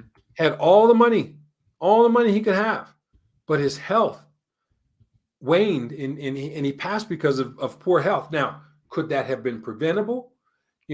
If he was into biohacking, if he was into, as we talked about the peptides and all these different kinds of things that could help reverse some of these things. I mean, it may have increased the probability of his success. Hmm. But if we're not intentional with our lifestyle, Hmm. these things fall by the wayside, and that's why I'm fascinated with your channel, man. I'm fascinated because you're exactly in the space where at this particular point in my life, the lifestyle that I want is perfectly in line with this whole concept of biohacking and executive health. It's in line with the lifestyle that I want. Um, you know, I'm at altitude here in Bogota. Which is on a next year probably is I noticed the altitude, right? And that's intriguing as a test to do some running in, right? I saw the difference of elevation.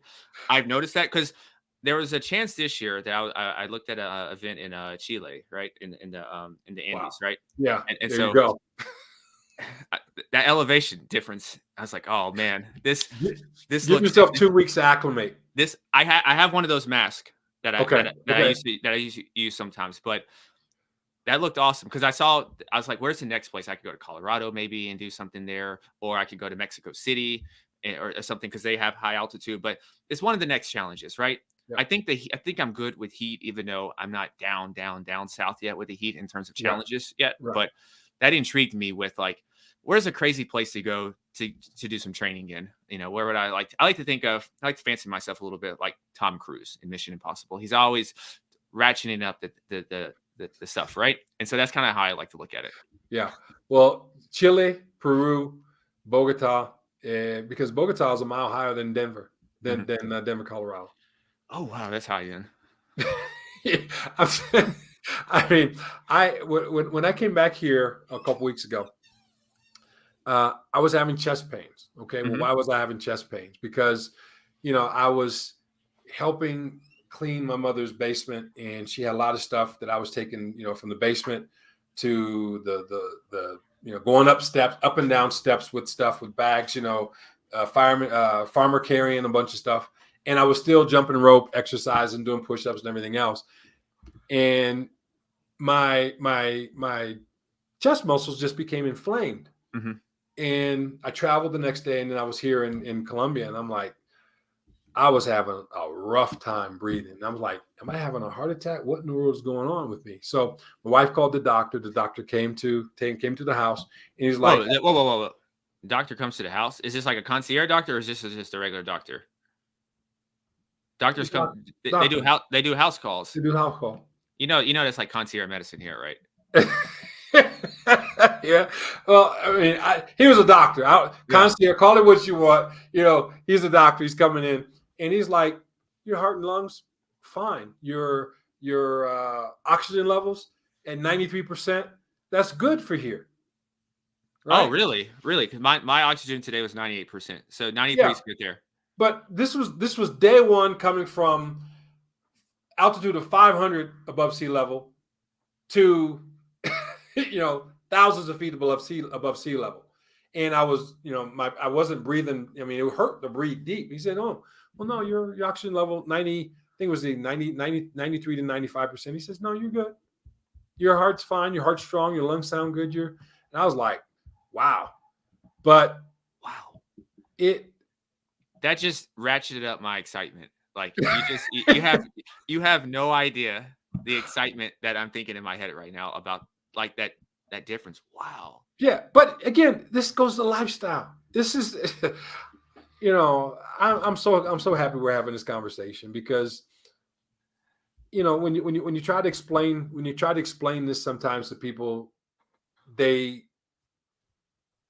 don't always get it, and that becomes frustrating, because when you're talking about something that you're passionate about, the social determinants of wealth and health, I'm very passionate about. This is my life.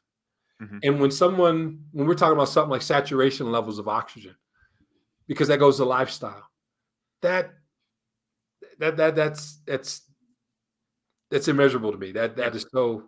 That's a huge thing. That if I picture a brighter world, just because I'm an optimist, that I picture a world where even my aunts and uncles are thinking about that, because what these things do, when I came down with COVID, I think I'm allowed to say that now. I don't think you get banned or anything anymore. But when I came down with that, right, I had a head start because I had a wearable on, so I clearly saw that my heart rate's a little high today. I'm not out of shape. Why is my heart rate? Usually usually it's between like a 46 to about 50 typically. Well, that's excellent. I'm like at 50, 55. Yeah.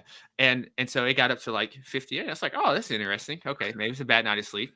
Next day it got up, and then my HRV tanked. And then I was like, oh, and then finally I was like, oh, okay, I think I know what this is. It could be allergies or anything, but I'm just going to go ahead and assume it's that thing, right? So let me go ahead and start with that cocktail for that thing. And I had a head start. And this is the thing about health. I had that head start. And so I was down for maybe 48 hours to recover. That is the truth. That is the biggest benefit of health. It's about resiliency. Yep. So we're all going to get sick probably. We're all going to have bumps and bruises along the way. But the thing is, how quickly can you bounce back? Yeah, exactly. And because I was doing my regiment of getting in shape, I like to jump rope. Mm-hmm. I love jumping rope. It's low impact. I can make it high intensity. I was doing up to anywhere between 2,500 to 5,000 jumps a day. Oh, wow. Okay. And I believe that at that particular point in time that I came down with COVID as well. 2 days, I'm good. Mm-hmm. What it did for me is I slept most of the time, right? But, and then after the 2 days, we went to the volcanic springs, and fresh air, vegetables, real food, But I think that had I contracted that when I was being away from my wife and my family, and when I was, 60 pounds overweight, it would have been a different outcome. I Yeah. really believe that. And one of the thing is, you speak on what's it called? You speak on environment. That's a huge thing. Huge. Your support system. You're like, at first I had people around me who were, maybe they were into fitness and everything, but they weren't very financially astute. And so you're probably not going to be that, or it's going to be harder because you're fighting against the current. It's like, I imagine it's like a person who's like, I'm trying to find my wife out here, but then you got all your friends are going to clubs and doing all that miscellaneous activity, right? It's probably going to be a little hard to do those things, right? So it's the same thing here, right? Yeah. When you have those type of environments, when you're surrounded by, whether it's a brotherhood or sisterhood or even the right relationship, that's one less battle that you have to fight. That's one less decision that you have to make, because the right people have your best interest in mind. Mhm. And you're saving, I like to think of like our brains almost like a battery sometimes throughout the day, where we start in the green, all these little small decisions that we have to think about and make. Yep. That takes away decision power from us. Yep. And then Yep. when it comes time to making the most important decision, we're drained because we made so many small, minor indecisions, thinking about so many things that we shouldn't really put our minds to. Yep. So, one of the last things here, this is the segment where it's just things that Julian's really interested in now. Okay. I saw, this is just for listeners, because I like longer conversations because I don't have to rush into things, right? So, Right. No, take your time. yeah. I'm enjoying So this. I saw something that said the guiding principles that's ancient, right? And it's about a trust, right? And I have an idea what a trust is. I know a few people in family offices, right? But then you said there's some historical backstory around this. This was on an IG from a few weeks ago. I don't have Instagram, but a lot of people do, and so I go research Instagram. Okay.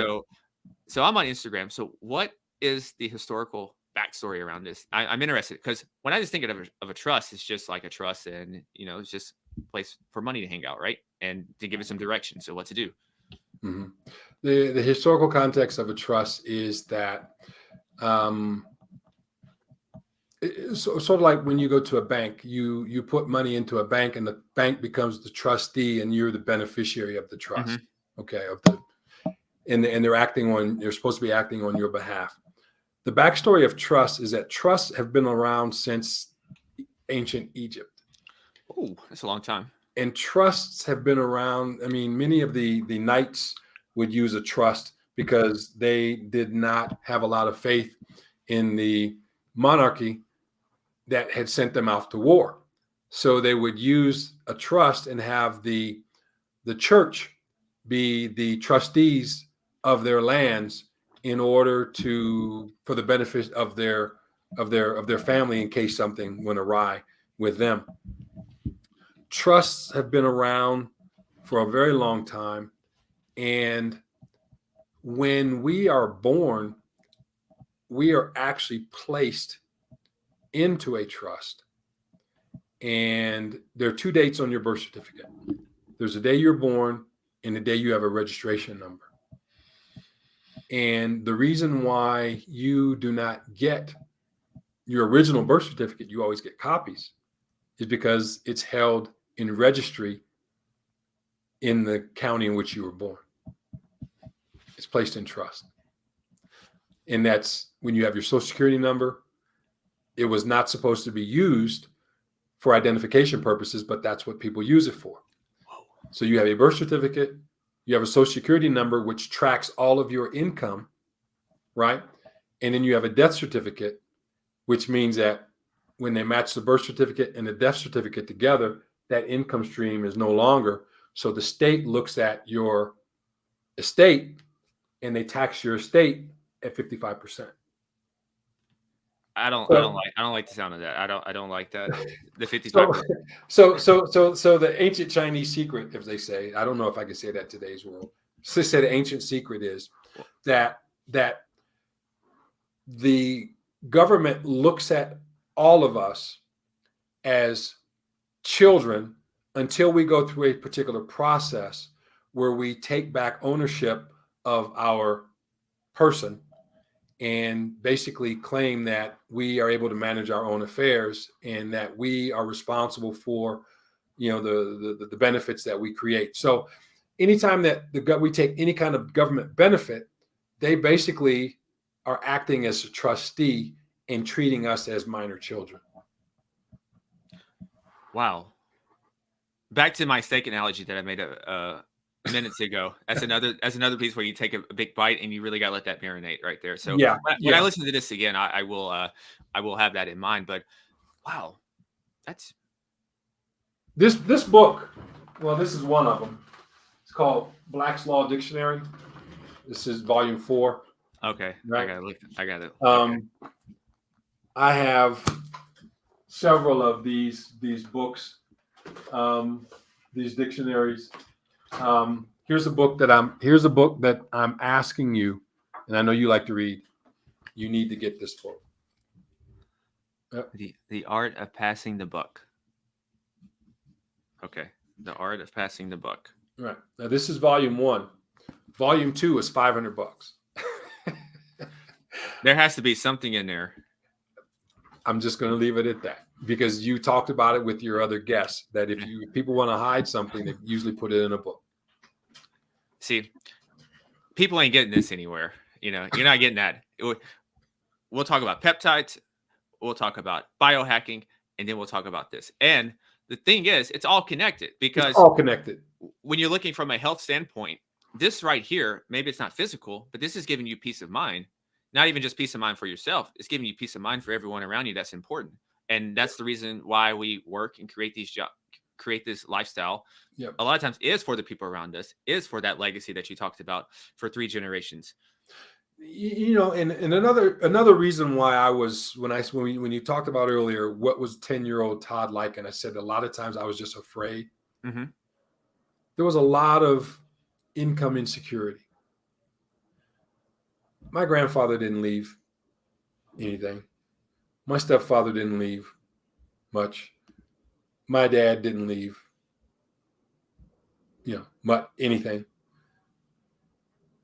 Who is supposed to be the one to stop the generational curses of poverty? If it ain't me, who's it going? And I know better. Mm-hmm. Then who's it going to be? Who's going to fill the gap so that my son or my daughter or my grandkids can have a future and not have that income insecurity?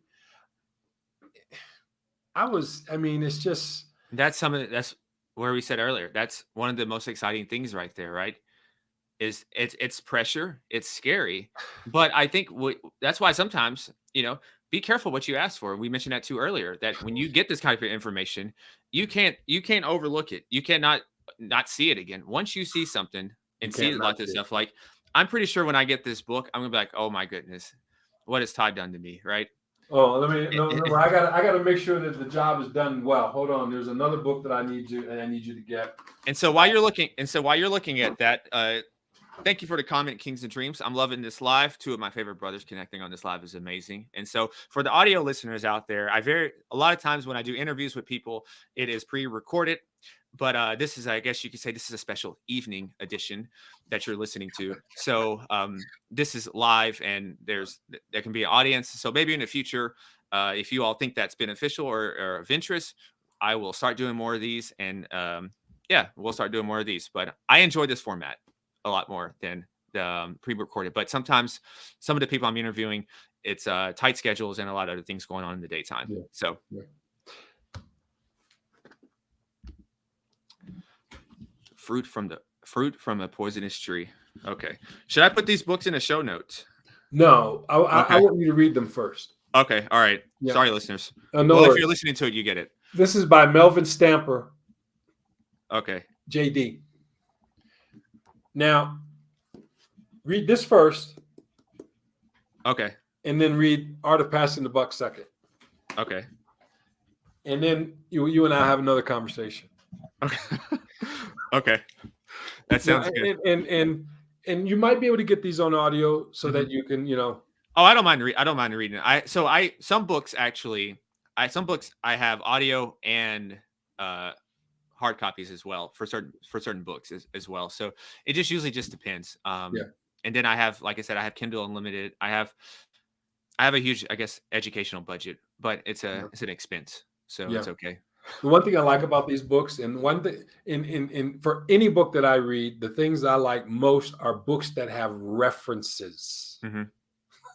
I hate books that don't have any references, even though I've written many books that don't Yeah. have references. I, You know, my next book will probably be a combination of that, but I'll probably just say at the beginning, I'll probably say some of these, some of its references to some of this is just it's all about the end of one for me, yeah. and everything personalized. So, and I don't know, I'm into comics, so pretend you're the Flash, right? You're just ahead of time. You're 5-10 years So ahead, right? you're a DC guy. Okay, got Well, so you. Batman's my favorite, right? Okay. Batman is my favorite. The Ben Affleck Batman was my favorite movie adaptation, right?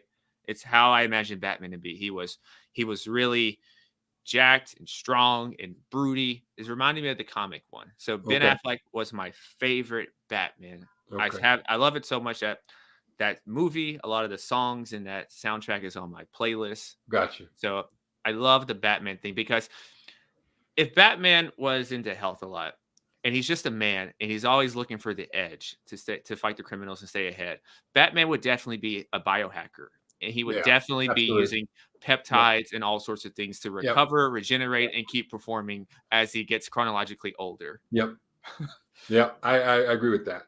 And I say that because I was, uh, comic book guy. You Mhm. know, a lot of people don't remember this, but the original Iron Man was black. No idea. Yeah.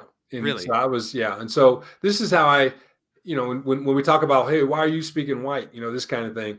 I was into comic books and Spider-Man was my guy, Mhm. and fighting the Rhino, and all the vocabulary, and then Thor, all those different vocabulary words. And I was just inundated with the reading, and reading became such a part of me that it all started because of comic books, you know, and to this day, the comics are a little bit not my speed at this point. No, I'm not. What is understood doesn't need to be discussed. I totally get that, and so I keep the glory days in my head, and so that's the way I go about that. So, Kings and Dreams is he's Robert Downey. He's Iron Man.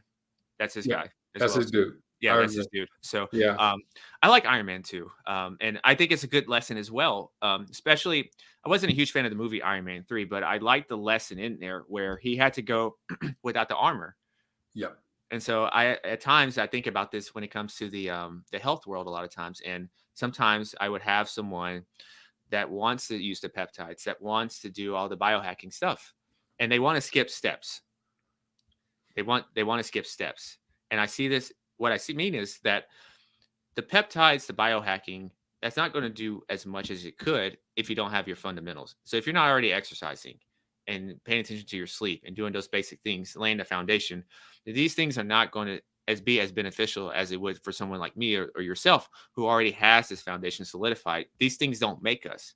These yeah, things only enhance us and yeah. help us perform even better. What's interesting is when you say that is one of the things that has been an issue with me is sleep. And, Mhm. and I say that it has been an issue because, Julian, I have been for such a long time, I have been so worried about the legacy that I leave that it keeps me up at night. And And excitement or so fear? Excitement or fear? fear, fear, fear, and fear is a great motivator, and sometimes it elevates cortisol levels and all of that stuff. Mhm. So what I've started to do is I'm intentional with when I go to bed now. I'm usually in bed by 7:30, 8 o'clock. Oh, you're past bedtime. I appreciate this. No, no, no worries. Man. I mean, this is important. This is Mhm. important. You're important to me, and I value you. And so what I was doing is I would usually wake up at 2:30, 2:30, 3 o'clock, and I would be able to tell what time it is just based on when I woke up. Hmm. So now, since I'm in bed by 7:30, 8 o'clock, I'm usually sleep by 8, 8:15, 8:30. So when I wake up at 2, 3 o'clock in the morning, I'm saying, okay, I've had 6 hours of sleep. I'll get up, I'll drink some herbal tea, and I'll just wait till I get sleepy again. Then I'll just go back to bed. And so then I would wake, when I go back to bed, I'm usually up at 6 o'clock, 5:30, 6 o'clock, and I'm ready to do my day. During the day, I might take a 15, 20-minute nap. And I'm okay with that. Because why? Because I'm thinking, okay, if I'm sleepy, but this has been a process because for such a long time, I had insomnia. And having insomnia also affects blood pressure. It does. It also affects inflammation. So I would ask myself, okay, well, when's the last time I ate? So usually after 6:30, I'm not eating. Or if I eat anything after 6:30, it might be some pumpkin seeds. It might be pumpkin seeds, walnuts. I might drink cayenne pepper tea. But I'm intentional with that. Right. And so I'm looking to find out, okay, well, what's waking me up? Well, okay, well, I noticed that what was waking me up at 60 is that, I might not have to go to the bathroom, but then when I get up, I go to the bathroom and it may be like 2:30 in the morning. Okay, well, what's going on with that? Well, I'm thinking, do I have a little bit of inflammation with my prostate? Okay, so what is it that I can do to kind of smooth that out? Pumpkin seeds, chia seeds, Brazil nuts for selenium. And I got an idea. Well, I'll probably wait to offline with the prostate and all that. But what I'm saying is to say this: I don't have all the answers, but I have the intention. It'll find you. And so when we talk about lifestyle, it's all about intention. It's all about the intention. You might not have the answer at this particular point, but at least if you have the mindset to say, okay, this is a lifestyle that I want. This is what's happening with me now. What are some answers that I can seek out to change it? And that's the only reason why I bring this up, because it's, when you talk about what you do intentionally, I'm fascinated by it. I'm intrigued by it, and I'm like, yeah, I want to get there. Yeah, no, it's I think sleep is easy for me because usually I'm so tired because your activity level. Yeah, my activity levels is so high, and so my body's just like, oh, thank goodness, right? Do you train like an Olympic athlete? Well, I guess my normal regimen. So I usually lift weights maybe 3 to 4 times a week, and then other days I'll do boxing or sled work and some ropes, and then I'm training for a 50K race right now, and so there's running. So I did 6 miles before we got on here, and then I got, I think, 7 or so tomorrow, 4 Friday, 15. Yeah, you're an Olympic athlete. So, but here's the thing is though. This sounds exhausting to people, but I promise you, it's a weird way, right? It's a very weird thing. I have too much energy now because I was around one of my mentees, or if you want to call him that, this weekend. He's 20, and some other around that age, and I was just running circles around him. I was like, you guys need to get your energy up, and so I have too much energy now, so I have to be careful at night. Is it hyperthyroid? No. It's just like a natural high I have. Okay. It's a natural high. Yeah, and then maybe some peptides and stuff as well. That's so my brain is like, so you have to you got to send me that offline. You got to send me which peptide. So you have to. So I actually have to at night. I have to be very intentional about like what I'm consuming. So like here, so like when we get done, we'll probably be done in about next 10 to 15 minutes. I'm going to take a break and decompress because I'm such amped up right now because this is exciting to me. So I'm going to stretch, might consume something on YouTube or something just to learn and everything, and just to really calm myself. And then I'm going to read. I'm going to have my day, like the next top 5 things I want to do tomorrow. Yeah. Look at the calendar just to really calm myself down. Because like I said, normally I don't like to sleep. I do not like sleep. I don't either. I only sleep because I have to. If someone can have an invention, maybe this is one of the reasons why I want to pursue it as much success as possible. I'm going to find a really smart kid somewhere in the world who's going to figure this out. But we're probably fighting against biology there. But the point is, like, I have a lot of energy, and I think this is a paradox that's probably hard for people. The more you exercise, the more you train, providing that you eat enough as well and Mm, rest enough, your energy levels are going to be off the chart because you're regulating your hormones. You're getting those mhm, aligned, right? mhm. And then you have modern inventions that are coming along the lines and that are here as well. You're going to literally be performing like you did a decade ago, or maybe you weren't performing that good a decade ago. So maybe this is the best, right? But for me, I'm thinking, how can I say 25 forever and perform Yep, at 25 forever? yep. And you can do that. Getting there is hard. Let me tell you, I had to really get used to putting this wear and tear on my body, and I got to understand my body. And there's seasons for it. So after this is done in about 5 weeks, for the rest of the year, it'll be more calm. It'll be a Mhm, tamer. It'll be mhm. tamer, and it'll be recovery. And so hopefully some things are not sold out then to recover and rejuvenate. And and but this is the cool thing. Just like I think about I think about my father. He had to have seeds placed with his prostate because it Mm, kept enlarging, and how this affects so many men. And there's things now potentially, I can't make any claims, but there's things now where potentially you can reduce the size of that prostate mhm. to reduce those frequent urinations at night. So you're going to have someone whose sleep's not being interrupted now. They can Yep, have that deep sleep. Deep sleep is important for your hormones, your testosterone, just your yep, overall vigor in life. yep. I think about just overall blood flow, Mhm. and that's connected to everything. Your Yep, brain, blood yep. flow, your limbs, every single thing is blood flow. Yeah, And so and that's why I use the cayenne tea. yeah, and so there's so many things. And the Yep, cool thing is, we have to remember that we're 99% the same, yep. but there's going to be a difference. And this is where the experimentation comes in. That tea may be really beneficial for you, but maybe for the next person, they don't get as much of effect, right? Exactly. My Yeah, my regiment lifestyle maybe is not for everyone, but maybe it is for some people and they like that, right? But yep. this is the season of life I'm in. I need to be in this go-getter, war, go after it mentality. That's kind of like my training is for me, because this is a Julianism. I know you said a Toddism earlier, right? Right. I you know I think some people that grow up in poverty, grow up in harsh circumstances, there's an edge to them. There's a Mhm. hunger, just like you see this with a lot of immigrants. There's a hunger to them, and I have a lot of friends like that, and they have just insatiable work ethic and hunger. They don't like their situation and they want to avoid that at all possible. Ultra wealthy people have the same thing on the opposite. There's a standard that's been created, there's an Mhm, expectation.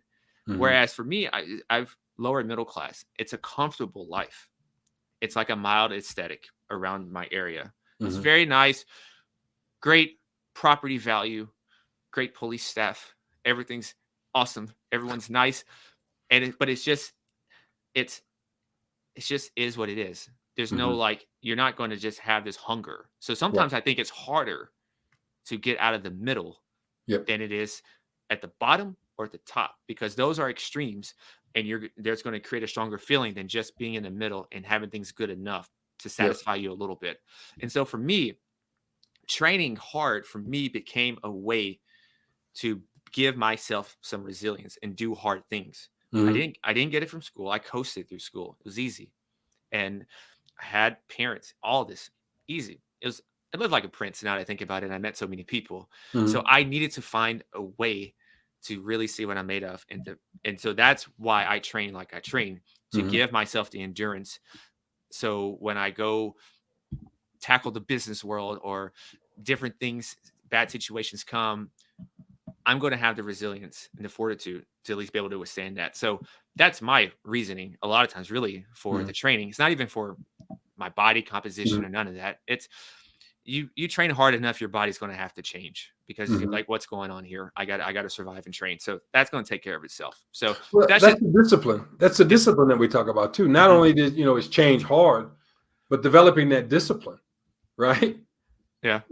And once you develop that discipline,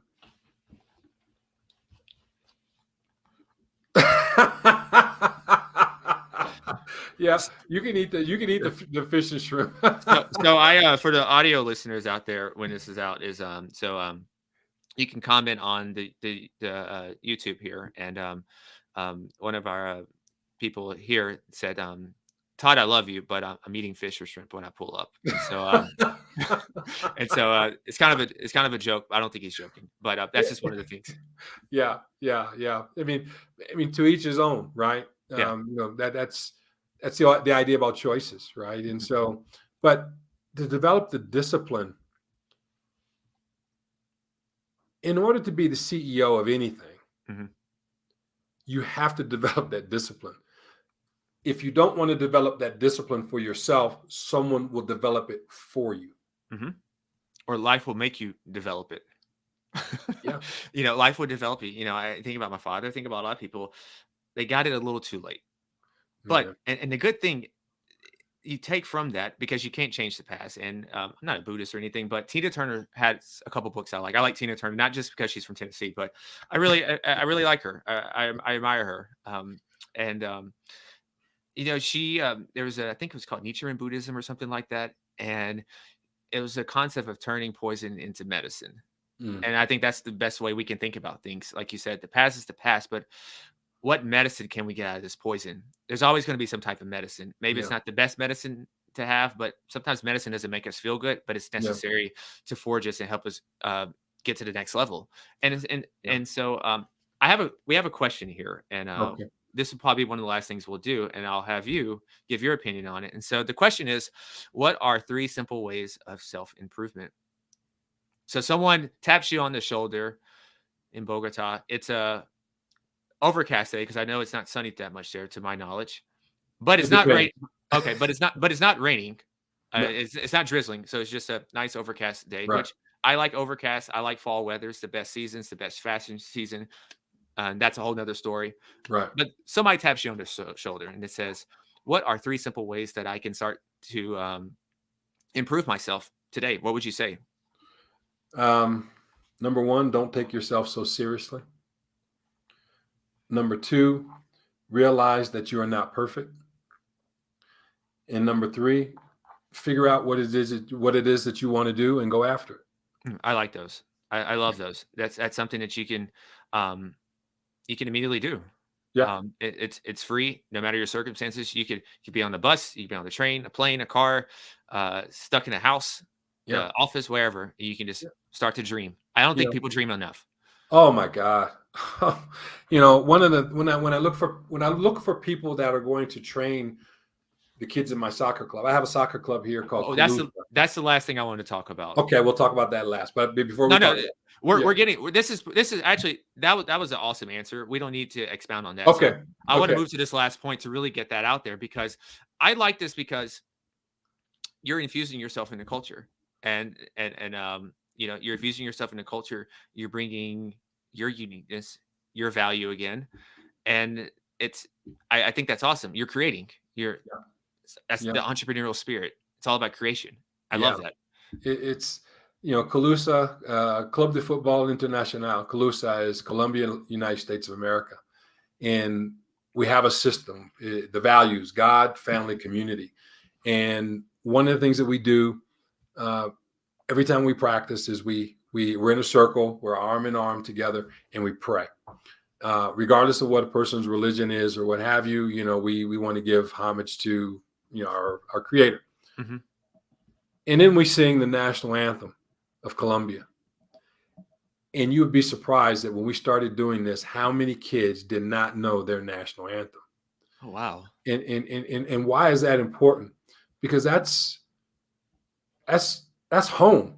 Yeah. That's where you're from, right? That's who you represent. That's your hood. That's who you represent, right? No Mhm. matter where you go, people will see you're Colombian, right? No matter where I go, well, because the accent that I use when I speak Spanish, they think I'm from Brazil. But Really? yeah, yeah, they hear Portuguese. I don't know how, but when they say, okay, well, you're from the United States, and I point out when I'm from Ohio, but that's my hood. That's where I'm from, right? Mhm. So I think it's important that people realize where they're from and who are the people that sacrifice for you to be able to be where you are. And that becomes very, very important. And then that becomes who you have to represent. You have to represent God. You have to represent your family, because The last name, your last name is on your jersey, not your first name. It's the Mhm. family that you represent. And then your community that you represent. Everywhere you go, you represent your community. And your community can change. My community has changed. And, because I'm a foreigner here, I'm sometimes I'm an easy mark. So what I did is I integrated myself into the community. I'm not above, I'm not beneath, I'm part of the community. Mhm. And every kid that's represented, we started with 8 kids in November 5th of last year, my birthday, November 5th of last year, will be 1 year old November 5th of this year. We started with 8 kids. We've got 83 kids now. Wow. And each one of those kids is important to me. Their families are important to me. I'm trying to help them become the best person that they can be. And I'm using soccer as a tool. All of them want to be professional soccer players. 98% of them not going to happen. But if we can help create a better human being, if they can do well in school and we build up their self-confidence and we let them know that they can do whatever it is that they put their mind to do and what their dreams are, that their dreams can come true. That's what we're all about. I don't train the kids directly. I hire people to train them. And part of the things I tell those trainers is you will never yell at this kid. You will only motivate them. But more importantly, if that trainer doesn't have dreams, they can't be part of my club, because a person without dreams can't help another person reach their dreams. Man, isn't that the truth? Isn't that the truth? And with the youth sports and just playing sports, I think every kid should just play a sport.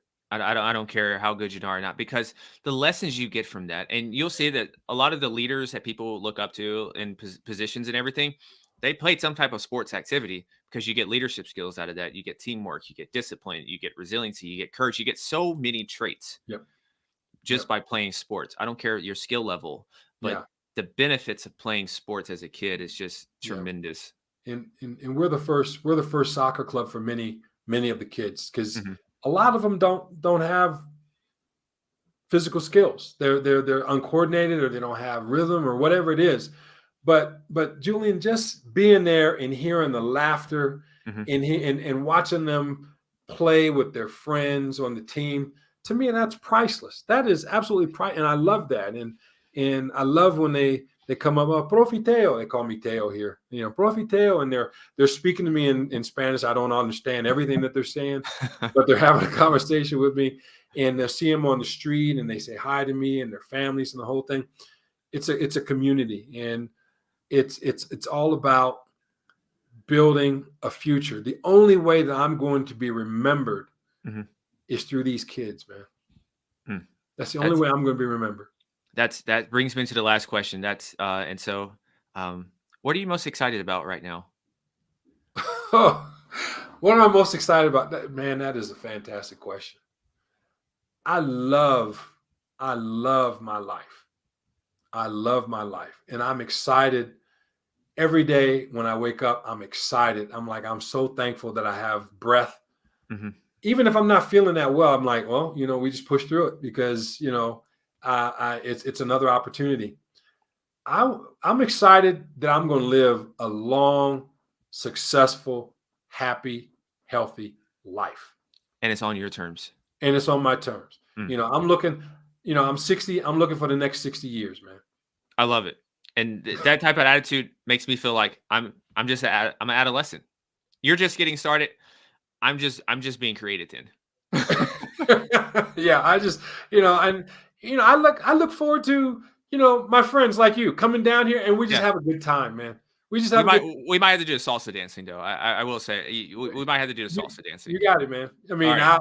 All right. we'll do it. My wife can salsa dance. My brother-in-law and sister-in-law. I mean, the guy puts me to shame, man. I mean, the way that they're doing it down, I just look at them and I just do my little two-step. Yeah.